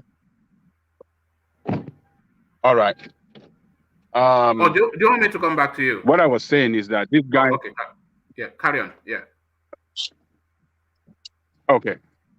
I said he already made his millions before he joined politics in the 90s, because he was a treasurer of one of the world, how do I call it? Leading oil companies. Leading oil company, yeah, Mobil. So, but the billions he have today, he made it from the treasury of Lagos State, and that's a fact. Nobody can dispute that. I think this man should not be telling Nigerians that he made his money. The current wealth that he acquired today is as a result of the money he has made when he was in private sector. Nobody wants to believe that. So just like Brother Alessandra said, he should just keep quiet and not be talking all these stories. Nobody's going to believe him. But like Soli said as well, that he's not talking to us. He's talking to those... the Muguns. The Muguns. Yeah, he's trying to tell the Muguns that, look, I was one poor like you. I work hard. It was as a result of working in a very good company that made me what I am today. And those gullible Nigerians, even some that are really educated, because of the blind love they have for him, because of lack of sense of objectivity, lack of, you know, they will just believe that nonsense position is putting out there. So we all know how he makes his money. His riches today, his billions of dollars that he have today, as a result of being a governor of Lagos State and being in control of Lagos politics and government of Lagos, you know, by Prozi since 1999. So we all know that one man is he cannot convince us. Do you think it's possible that guy is actually richer than Dangote? Because A lot of Nigerians are richer than Dangote, but because there's no audit trail to their wealth, they keep quiet about it. People in Nigeria laugh when they talk about Dangote being the richest black man, when they know that it's just errand boy to them. Do you think what is his name, Tinubu, is richer than Dangote? That I cannot say whether it's richer than Dangote, because on record today, what we have is that Dangote is the richest black man in the because world. we know, because his money, you can trace it. You can trace. Yeah, you're right. You're right. You're right. Tinubu is possibly richer. Yes. So he he's the owner of Oando. He's a stakeholder. If he's not the owner of what Alpha is that Beta. account? Alpha Beta. Yeah. And he owns so many companies too. And they have some. There are some maybe some estate he own in United States, according to some people. We don't really even know how much wealth that these people have around the world. So because there's no record for it, so it is possible it might be richer than Dangote, because Dangote's asset is traceable. I mean, they are traceable and they are on record. So it could. These politicians, I mean, they have killed their country, man, and this man is one of them. And he's been in charge of Lagos since 1999. Lagos is not better off, but because our people are, a lot of them does not know their rights. They don't know what government means, what the responsibility of government to them. They cannot clearly define it. So they don't know that a lot of things, basic amenities that, citizens ought to be enjoying in the country, that people fail, people that have been in charge of power fail to deliver to them. They don't even know. So the little things that they come up with or show as if they have done something, and they blow a lot of noise, big propaganda and lies about it. People jubilate overseas, and some of these they are foot soldiers that they have that spread the propaganda around there, that manipulate the people, word by word, and across the states, across the country, they lie. And it's unfortunate, one man. But Tinubu, as a person, we know the wealth, majority of what he owns today, Oando, he became the owner of Oando after he served as Lagos State governor and all other things. So he cannot just be telling us this. It's sickening listening to this kind of story from him, other politicians. All right, brilliant. And to the Ekweremadu space, Ajande Koko, the whole of the Nigerian state are appearing in that court in Oxbridge to intimidate the British legal system, to say, let my people go. So let my people go. Buhari supports the Igbo man. So what are you making then of the Nigerian government backing this guy, human trafficker, organ harvester? Well, it is shameful that when it comes to one of them, they are standing up to rescue him out of his legal predicament that he's facing in a foreign land. I've never heard of Nigerian mission or Nigerian overseas mission fighting for any Nigerian when they have legal issue in a foreign land. This is the first time, and we know the reason why, because this guy is one of them. And our NGOs in Nigeria should be able to take it up against them that what is good for goose is always good for gander. So Ekweremadu is not. It's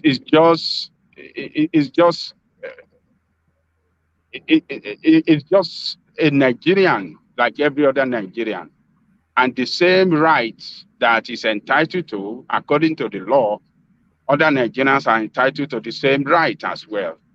So our NGO should be able to pull it up or come up against them and come up with a list of names of people currently outside Nigerians that are facing similar problem that are having a rough time with the law, and they are in custody and they are, facing legal issue that never get here from Nigerian state. They should be able to come up so that to expose Nigeria as a state, a hypocritical state, a state that doesn't serve her citizen at all, but rather serve people in charge of authority, people in charge of power, and that is what Nigerian state represents. They don't serve Nigerian people. I mean, it's just unfortunate that we have a country like this. Look at how much they're spending. What about consular support for the boy? We've not heard of consular support for the boy. Yes, now. One man. That's another dimension. Yeah. You're right. That's another dimension to it. Yeah. The guy too deserve consular support as you are putting it out there too. So Nigerian state does not represent Nigerians. We never represent Nigerian people. We never fight for the right of Nigerian any part of the world. It's a state that belongs to some people, and for them alone to enjoy, to enjoy what the state stand for. Every good thing that the state stand for to represent our citizens is only meant for specific people, and this is what Nigerian state is portraying right here. And our people should challenge them. Ekweremadu, he have the capacity to defend himself legally. He have the capacity to defend himself legally. They could follow, they could monitor it. But you see some representatives standing up all the way from Nigeria, going up over there to be present at the law court, and then use the state resources to support him in order, to get out of this legal problem that is going through. It's just too bad. It's too bad. A lot of Nigerians in America and across the world are facing similar problems. Nigerian state doesn't come for them. So I think some organizations should be able to come out with list of Nigerians, to show to the federal government and to Nigeria, particularly to the assembly, because it's National Assembly that came up with this idea. They are the one that passed, how do they say it? They passed a resolution that and compel Nigerian the Ministry of Foreign Affairs and the presidency to stand up for Ekweremadu. So this is just it's just another way that people should see that country as a country that does not stand for them, but stand for people in power and only them alone. Ajale Koko, let me give you this paragraph that is a bit concerning. It says, the case has been adjourned to July the 7th at Westminster Magistrate Court to enable the United Kingdom Attorney General, Suella Braverman, to determine whether the case will be tried in the country or Nigeria. So they are entertaining the possibility of just deporting both of them to the Nigerian authorities. So if they deport both of them to the Nigerian authorities, the chances are that Ekweremadu, they will throw a big party for him, and that boy, they will just shoot him. One man, what did you say? I think you read something now. I didn't hear it well. I was reading a paragraph that the Attorney General in Britain is giving consideration whether the case should be tried in the United Kingdom or in Nigeria. And I'm saying if they expatriate the two parties to Nigeria, to the Nigerian judicial system, they will release Ekweremadu immediately and throw a party for him, and the boy, they will just shoot him. Well, I don't think Britain will act in such an injustice manner. I think they come up with we're losing you again, Ajani Koko. Can you hear me now? Yeah, that's better. Can you hear me now? Yes, so I'm saying that I don't think that Britain will come out with such an injustice position in favor of Ekweremadu and disfavor that boy.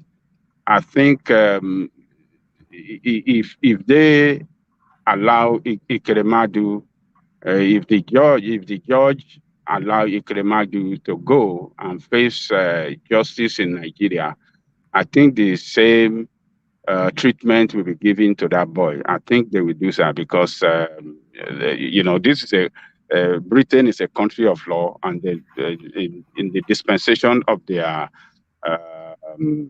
justice, they always try to be fair. And I think they'll be fair to that guy as well. But one thing is clear is that Nigerian state is putting pressure on Britain. They're trying to use all the power and all available power, diplomatic means and power, to influence that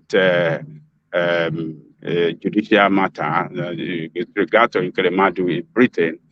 Maybe to somewhat, to some extent, they could be lenient with him because, particularly if he have a good attorney that can prove it to them, he is never involved in any criminal act, and this is just the first time that he is crossing the law. I think they will give him that. They'll be lenient with him. It's the first time, Ekweremadu is likely to get some fair justice in Britain. That's the way I'm looking at it, and they'll be fair to that boy as well, because except if they have some other criminal case against Ekweremadu that could prove to them that yes, this Ekweremadu is a criminal, then we have a serious question to answer. But as of today, if that is the only criminal case is facing, and for the first time, never have bad record, they'll be lenient to him. That's the way things work in United States, and I think the same way it works in all this advanced Western world. Yeah. So that's the way I see it. All right, brilliant, Ajani Koko. So Ajani Koko, for reasons of time, community service.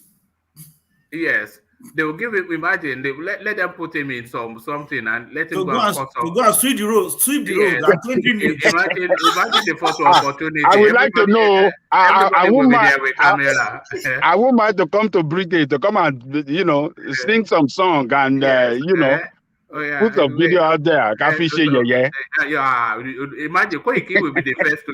Imagine Koiki will be the first person there that look at that. They tell you in this country we are not Nigerian senators sweeping floor. Imagine that's worse than prison. You would rather take this in than that. No, goodness me. Let me go to Saki Father. So, Saki Father, are you there? Okay, we don't appear to have Saki Father. Let me go on then from Saki Father to World Peace. World Peace, are you there? Yeah, I'm here, man.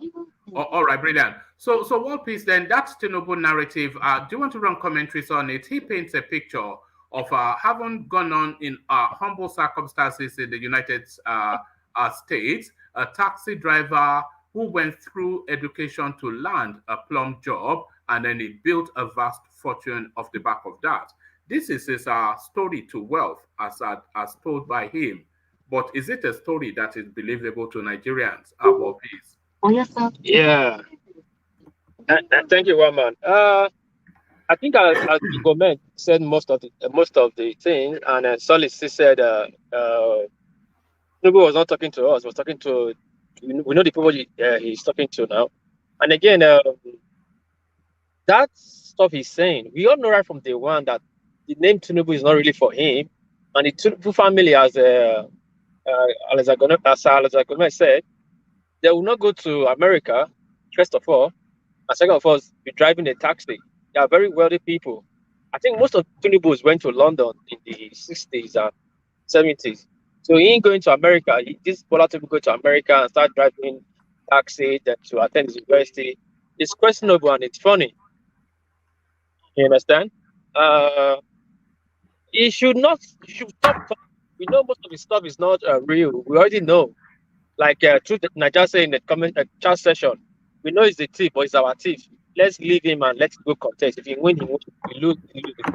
But all the story is telling us that he went to ride cab, he did this. It's not true now. We all know it's not true now. Stop saying rubbing in our face. You know, one man. I don't really have to say much about that. Don't know. World Peace, what are you making of the suggestion that they are putting out all the heavy duty Tinubu storylines? So all the narratives about the school certificate, his age, his path to wealth. So they are putting all of these stories out in this early phase so that everybody can have their say on it. The controversies can play itself out. So when we come to the thickness of politics, we cannot now continue to revisit it because we have chewed it over, we have wailed and gnashed about it, and we have settled that this is who this man is. So they are putting out all the gremlins in the works for this guy. They are putting it out now so that they clear it up, so that when we get to the fullness of the campaign, this storyline would have come and gone. Yeah, you are true. I just said it now. True, it makes a lot of sense because they are putting it out there now. So when we talk about it, before it gets to that time, I know Nigeria, we forget so quickly. Everybody has talked about it and forget about it and move on. Sorry, my car is just keep telling me. Yes, I hear your sat nav directing you at the end of the road, turn left. Yeah. Let me take out this navi. So, what language do you use your sat nav in? Is it in English? Japanese, because of my wife. I have English before, but she took it off. Okay, I took it off now. Just talk, and Japanese is worst. Japanese one is you just talk and never stop talking. Okay, anyway, sorry. No, it's fine. Yeah, so like you said, Nigerians, we are quick to forget. So the earlier we talk about it, the better for him. So we'll talk about it now. Before it gets to the election section, it will be understood that it's out there. No more the certificate. Yes. And when we are talking about it now, they would have perfected whatever storyline that they are going to use to douse it. So yes. whatever proof, they would have gotten the proof. Whatever excuses, the excuses would have been repeated so often that Nigerians would accept it. So they just want to clean up all the... Yes.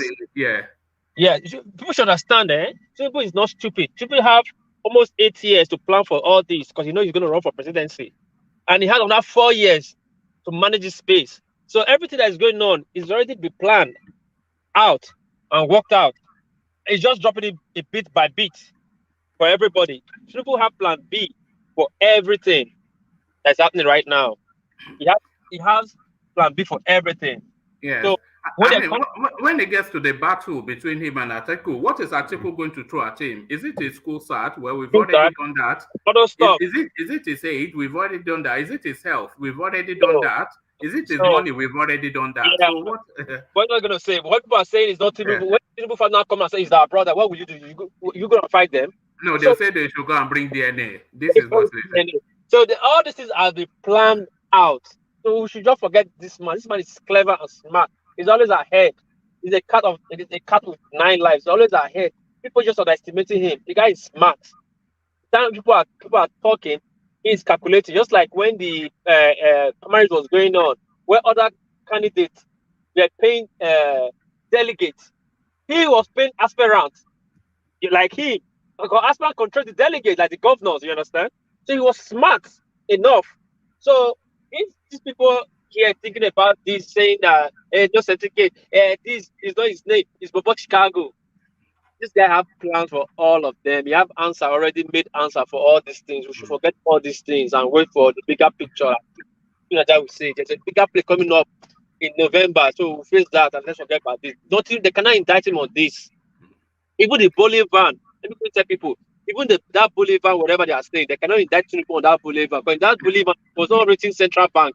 Whether it was carrying money. Anybody can come and say it's my bully van. I went to Tinubu as that day with pure water, and not you cannot prove it because you not see him sharing money from that bully van. You understand me, one man? You know, there are some positive news that are going to propel the Tinubu space very soon, and it'll push him really further ahead. You know what they are going to do, and this is just me just projecting.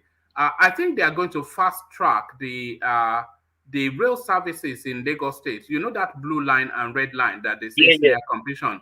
They will push it very hard to complete it, make it nice and shining, and then they'll have this massive ceremony to launch it, and then they will tell the story of how Tinubu had this idea and how it then got finished at last with Sanwo-Olu. So you know all these things they'll start to pump it out, but first they are clearing the deck of all of the negativities, and then they'll start to push the space. I think that is a just one man. That train, when they release that train, you see a lot of the question will forget about Tinubu, as in his past, whatever he has done, they'll be start praising him. Like, you know what transportation in Lagos, traffic, that is running from only Ikeja to Maryland.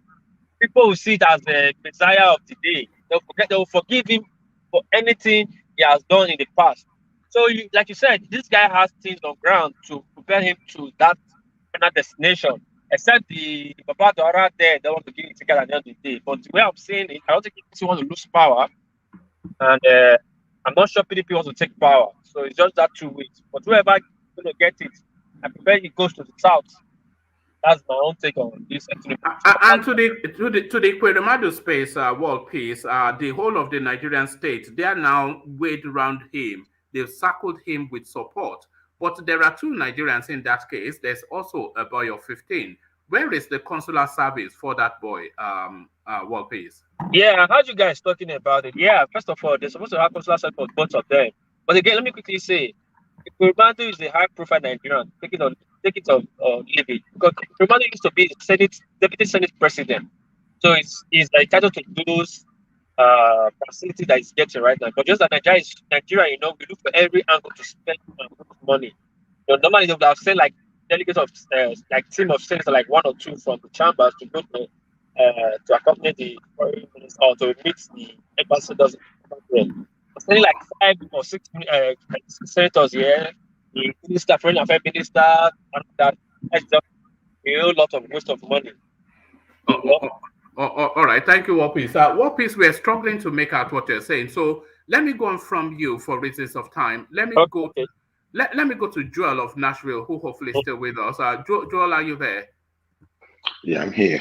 All right, brilliant. Good to have you, Joel. So, Joel, let me take you to a different storyline. Let me take you to the southeast and the Peter Obi train that continues to gather momentum.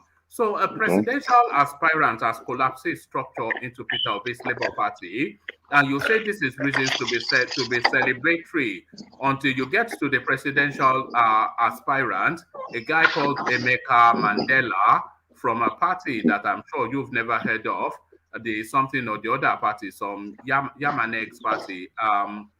What is the name of that party again? It's just some Rapid Response Squad Party. Yes, National Rescue Movement. So here, so somewhat, I'm sure that's somewhat of a good thing, but it doesn't really move the needle in any direction, does it, Joel?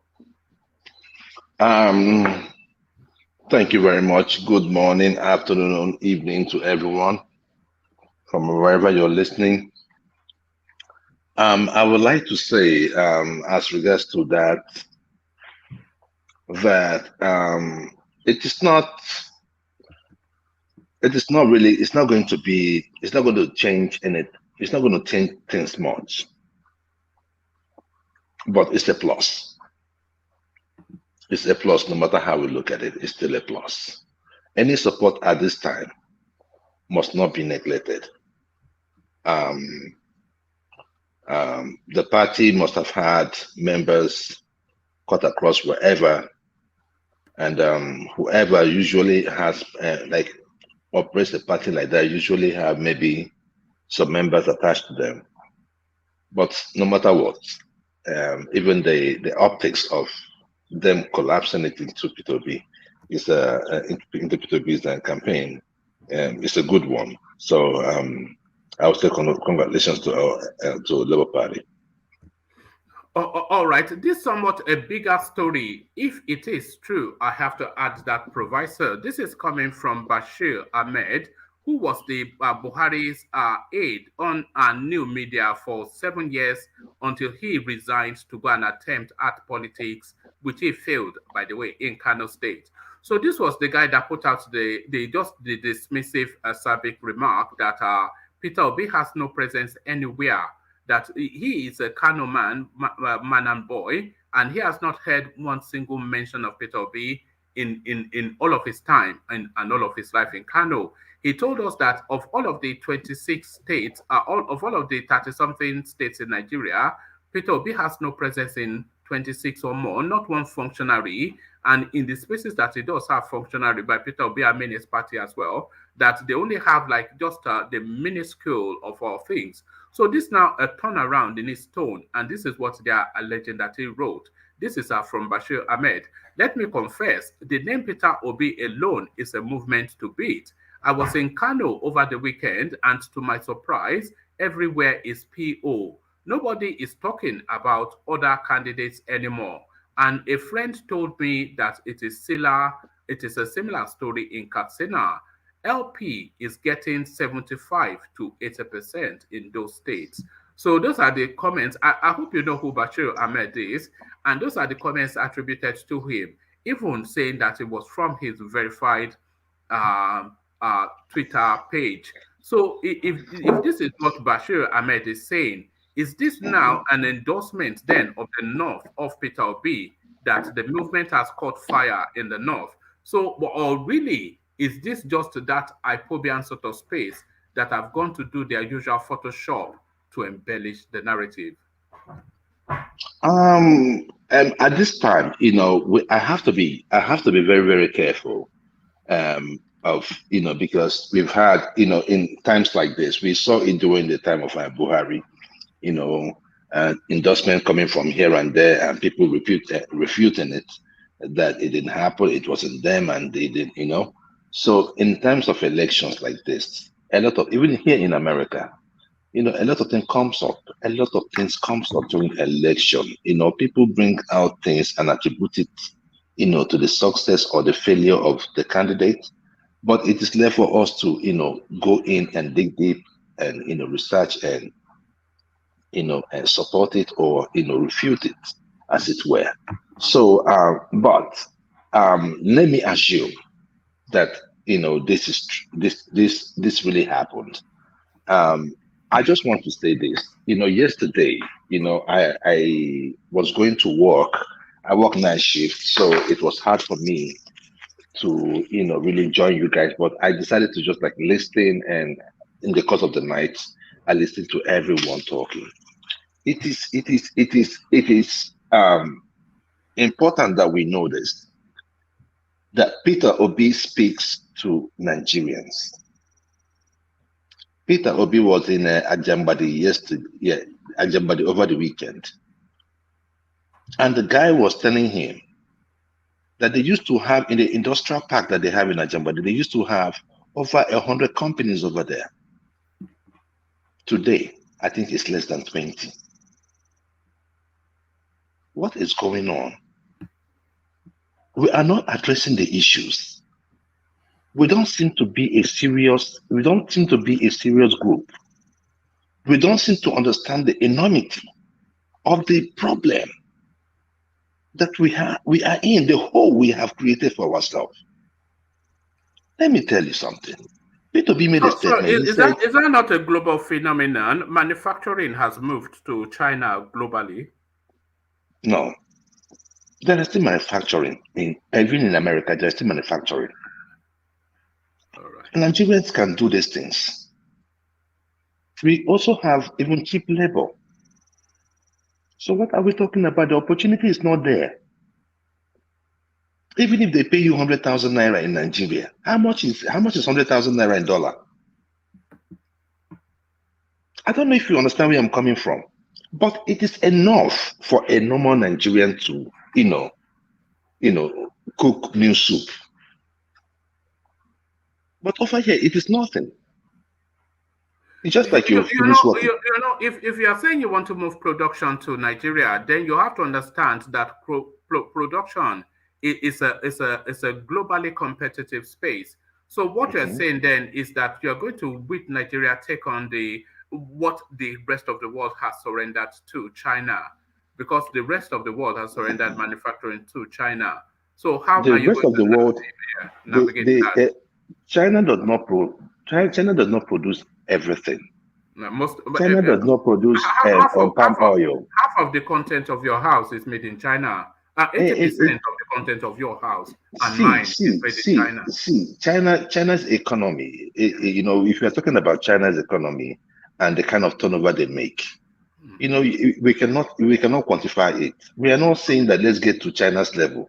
We're saying if we can make an export at least of around $300 billion. Let me tell you, P2B is telling us stuff. Why? I don't think Peter Obi has really looked at the figures, because Nigeria does not have the competitive advantage for manufacturing. China, even the United States, all of the countries in the United States, all of the countries in Europe, they've all moved, apart from precision engineering, they've moved because of cheap labor. Because of cheap labor. No, because of the cost of manufacturing. Cheap labor. That's what I'm saying. Cheap labor. Cheap labor. Overhead cost. Which reduces the cost. And Nigeria cannot manufacture. Every other country has considered it. So why would Nigeria want to introduce it? How are they able through manufacturing compete with China? It's just these things are not thought through. It's just one man. No, say one man. Let me tell you this. By the virtue of our location along the rainforest, we have a weather that America does not have. We have a weather China does not have. That is the point. No matter what China produces, China cannot produce palm oil. No matter what China produces, China cannot produce cocoa. You get where I'm coming from? We have things that the chocolate business in the United States is over $1 trillion business. What is our stake in it? We have not even produced enough chocolate for our own population. That is the point. Nigeria cannot bring the cost of production down sufficiently to be competitive.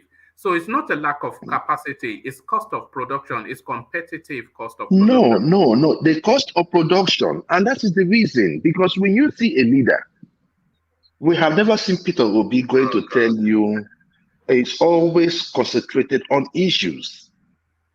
And I would like people coming up on this show to do a little bit of research, because if this were TV, many of us would have been pushed out, because we do not come out with facts. We just come out to counter. I have not seen what Peter Obi did. I don't know what Peter Obi did. What did David done? Very dismissive. for a 40-year-old vote? No. We have to change Nigeria. We cannot be like the rest of the black man that they say, if you put something in a book, if you want to deceive the black man, you put it in a book. That is the problem we're having. The idea, the zeal to go get information and verify it is a problem amongst us. And yesterday night, I saw it. People were just talking, oh, what the Peter video, what the Peter. So no, his ideas are highly romanticized and impracticable. Highly romanticized and impracticable. No, it is not, because the thing there is this. And I don't know why. Here in America, they judge you by your records. Then in Nigeria, when you see somebody do something right, you say, oh no, oh, that person is this. One man, there is corruption in America. Did they establish a manufacturing economy in Anambra? Oh, yes. Yes. This is, no. See. Look. One thing you have to understand is this. When Tinubu came into power, we had Apapa Wharf. Lagos was a city already when Tinubu came in. Remember, they still have federal funding. Separate from the because federal government has so many establishments in Lagos. They get taxes there. You cannot compare Lagos economy with that of Anambra. No, we're not comparing Tinubu and. Do you understand me? I was listening to you guys. We were talking about percentage. What is percentage increase? The growth. That was Kulata, yes. You gave somebody, you made 80% growth. American economy is saying that let them make like 5-6% growth, 7. Do you know what is 80%? If you were listening, which you were, Joel, the person that was making the comparison, which was Kulata, he said his predecessor Ngige and his successor Obiano, they quadrupled in terms of percentile terms the increment. So it said Ngige was about 50% thereabout, and Obiano was about roughly about the same percentage. But Obi's sort of a Spartan economic approach only afforded a paltry 18%. You know, so there's no adventure. No. This is what happened. There's no bravery. I have explained this thing to you.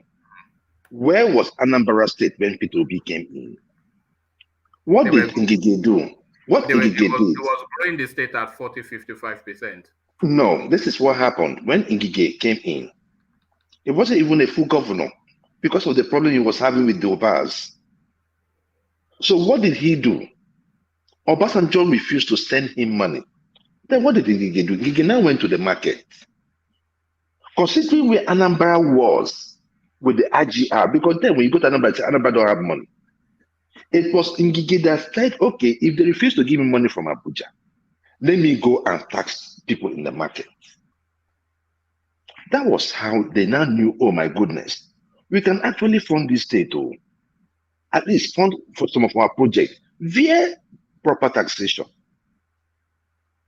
And he built the roads that he built, because then when you go to Anambra State, there are roads that have been there. I remember a lady saying when she saw a truck walking on the road, she was looking at the road, she said that this is the first time that this woman was about 75 years old.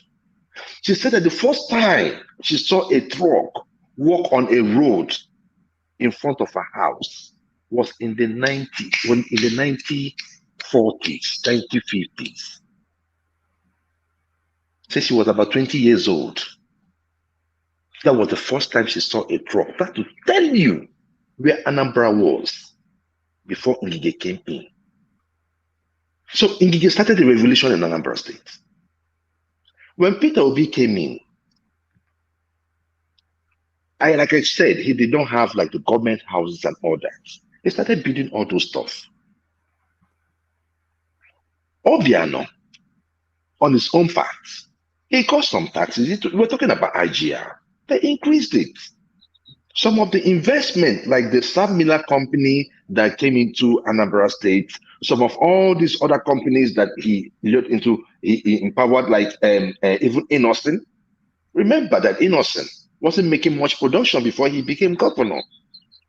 But it was the deal that he struck with Innocent that made Innocent. Now, at least, Innocent has gone from, doing the normal small cars down to buses and all that. That is what we're talking about. So if that company is now paying money to the Anambra State government or the government of Obiano, is that not IGR? Didn't somebody make that happen? The Sab Miller company, the Omampa breweries that they were talking about, is it not really money for Anambra State now? It's family business, yes. It's not a family business, but the thing there is that we can talk about it the way we want to talk about it. But I want to tell us that this is no more time to play with Nigeria. One man, if I look at you now, probably you're above 40. I am close to it. Many of us here are close to 40. We are just about 10 years to be away to be tagged a wasted generation. Just 10 years. But the thing with Obi is people find him somewhat pedestrian and slow to grind. You have said this thing about pedestrian, but I want to tell you, it's also embedded in our own culture. Sometimes we say, oh, Igbo people, when they want to do business, right? When they say they want to do business, right? We do not do business. When you go and you see the man in this state, we simplify things. If I go to work now, they tell me, Oyibo, they will tell you, do this one, do this one.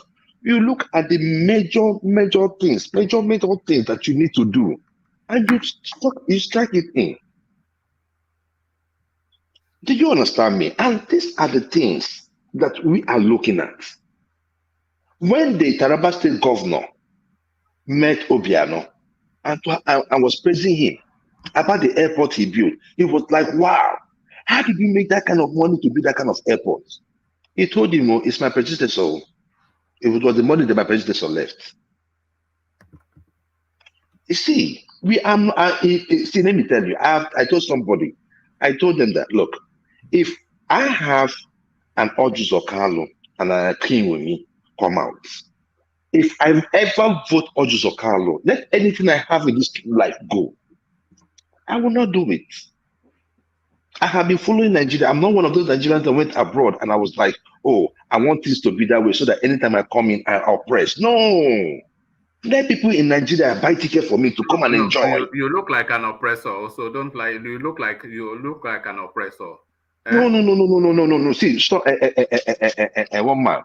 My joy whenever I go to Nigeria is to give, but I am tired of giving.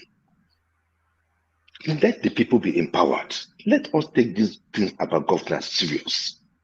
All right. We cannot have Peter Obi. It is only in our country. We cannot have Peter Obi, Atiku, and Tinubu, and we choose to vote any of these two except from Peter Obi.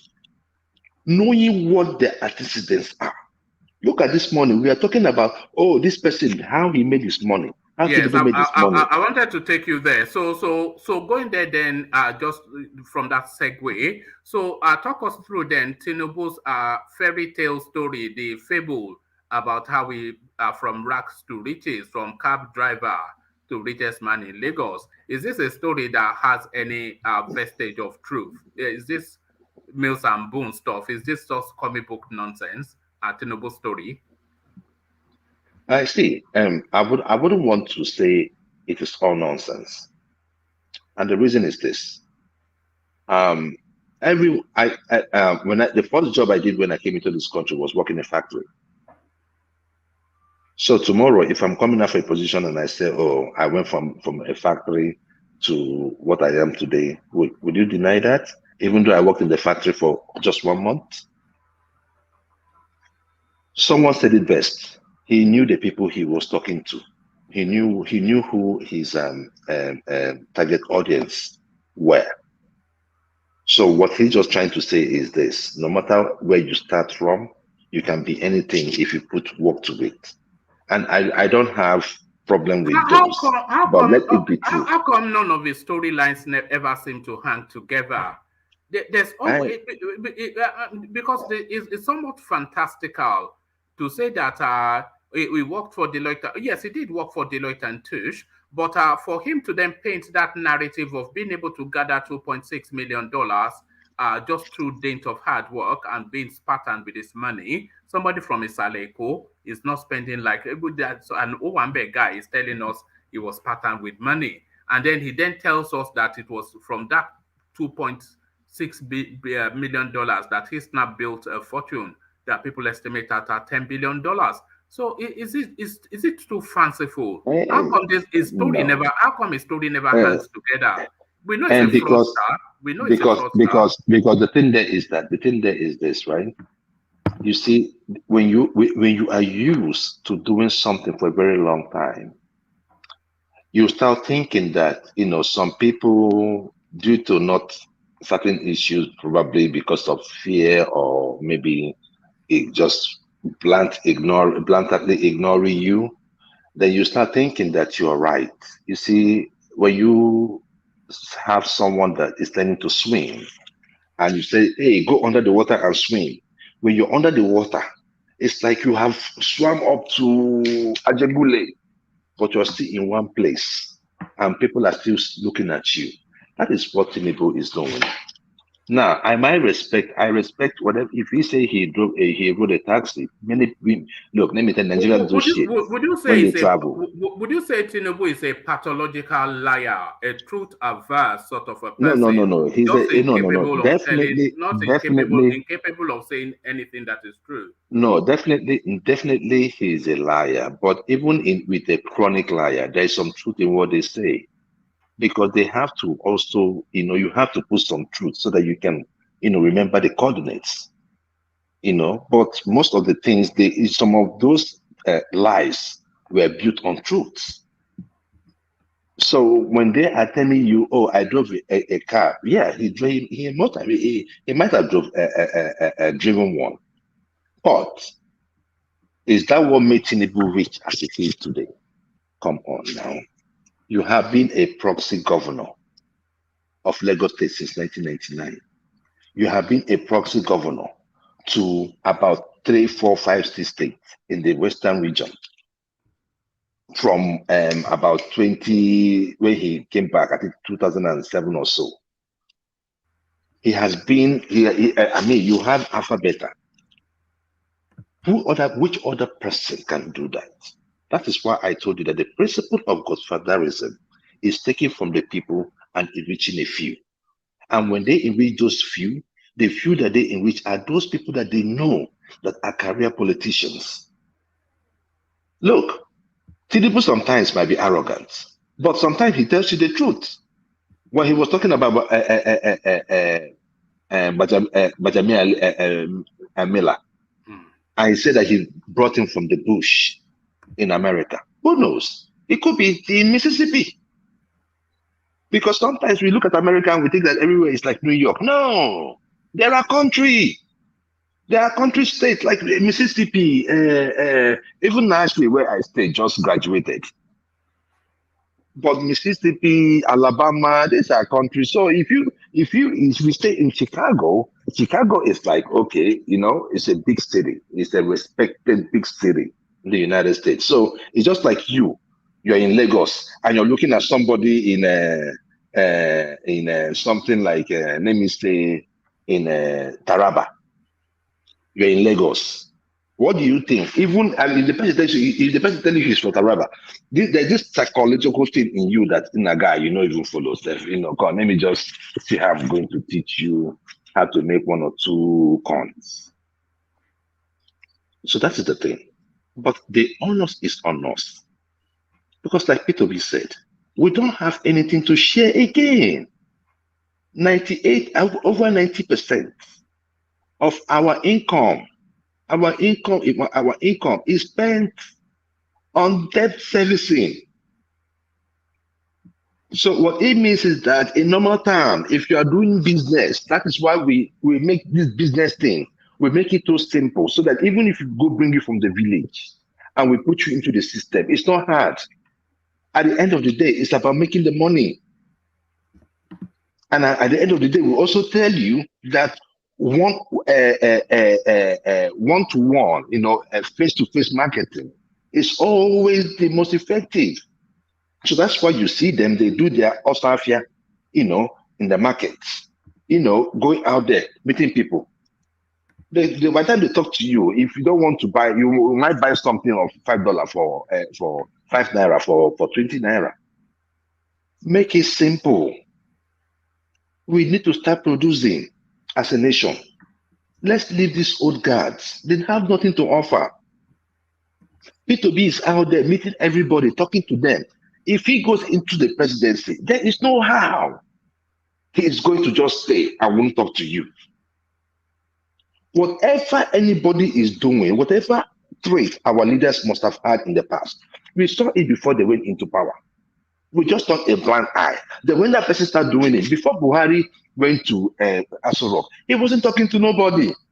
We now said, oh, you know what? When he goes, when he enters Aso Rock, he's going to talk to everybody. He's an action man. He doesn't talk much.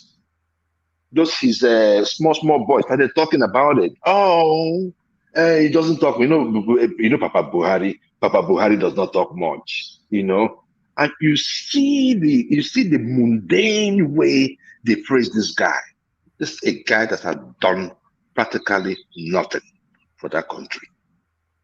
Considering where the country was and where he is leaving us, can we say Buhari did anything for us? He plunged us into a ditch. We should not, any reasonable person in Nigeria should not be talking about voting APC in the first place.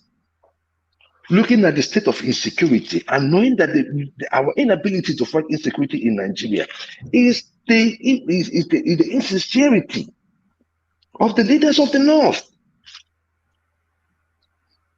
That is the reason why we're having this insecurity.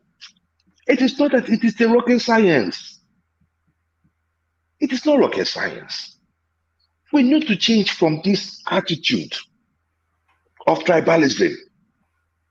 If you still think in terms of tribe, looking at what is happening in Nigeria today, your education is a waste.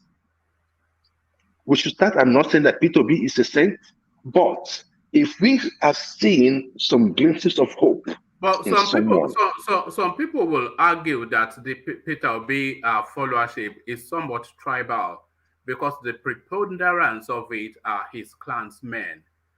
So no. This is the thing. Let me tell you, Peter Obi supporters are the youths. Mm-hmm. Let us stop this thing about they are coming from the southeast. Of course, he had more supporters from the southeast. That is where he's from. But let's stop this narrative that all the attackers online are done by the Igbos.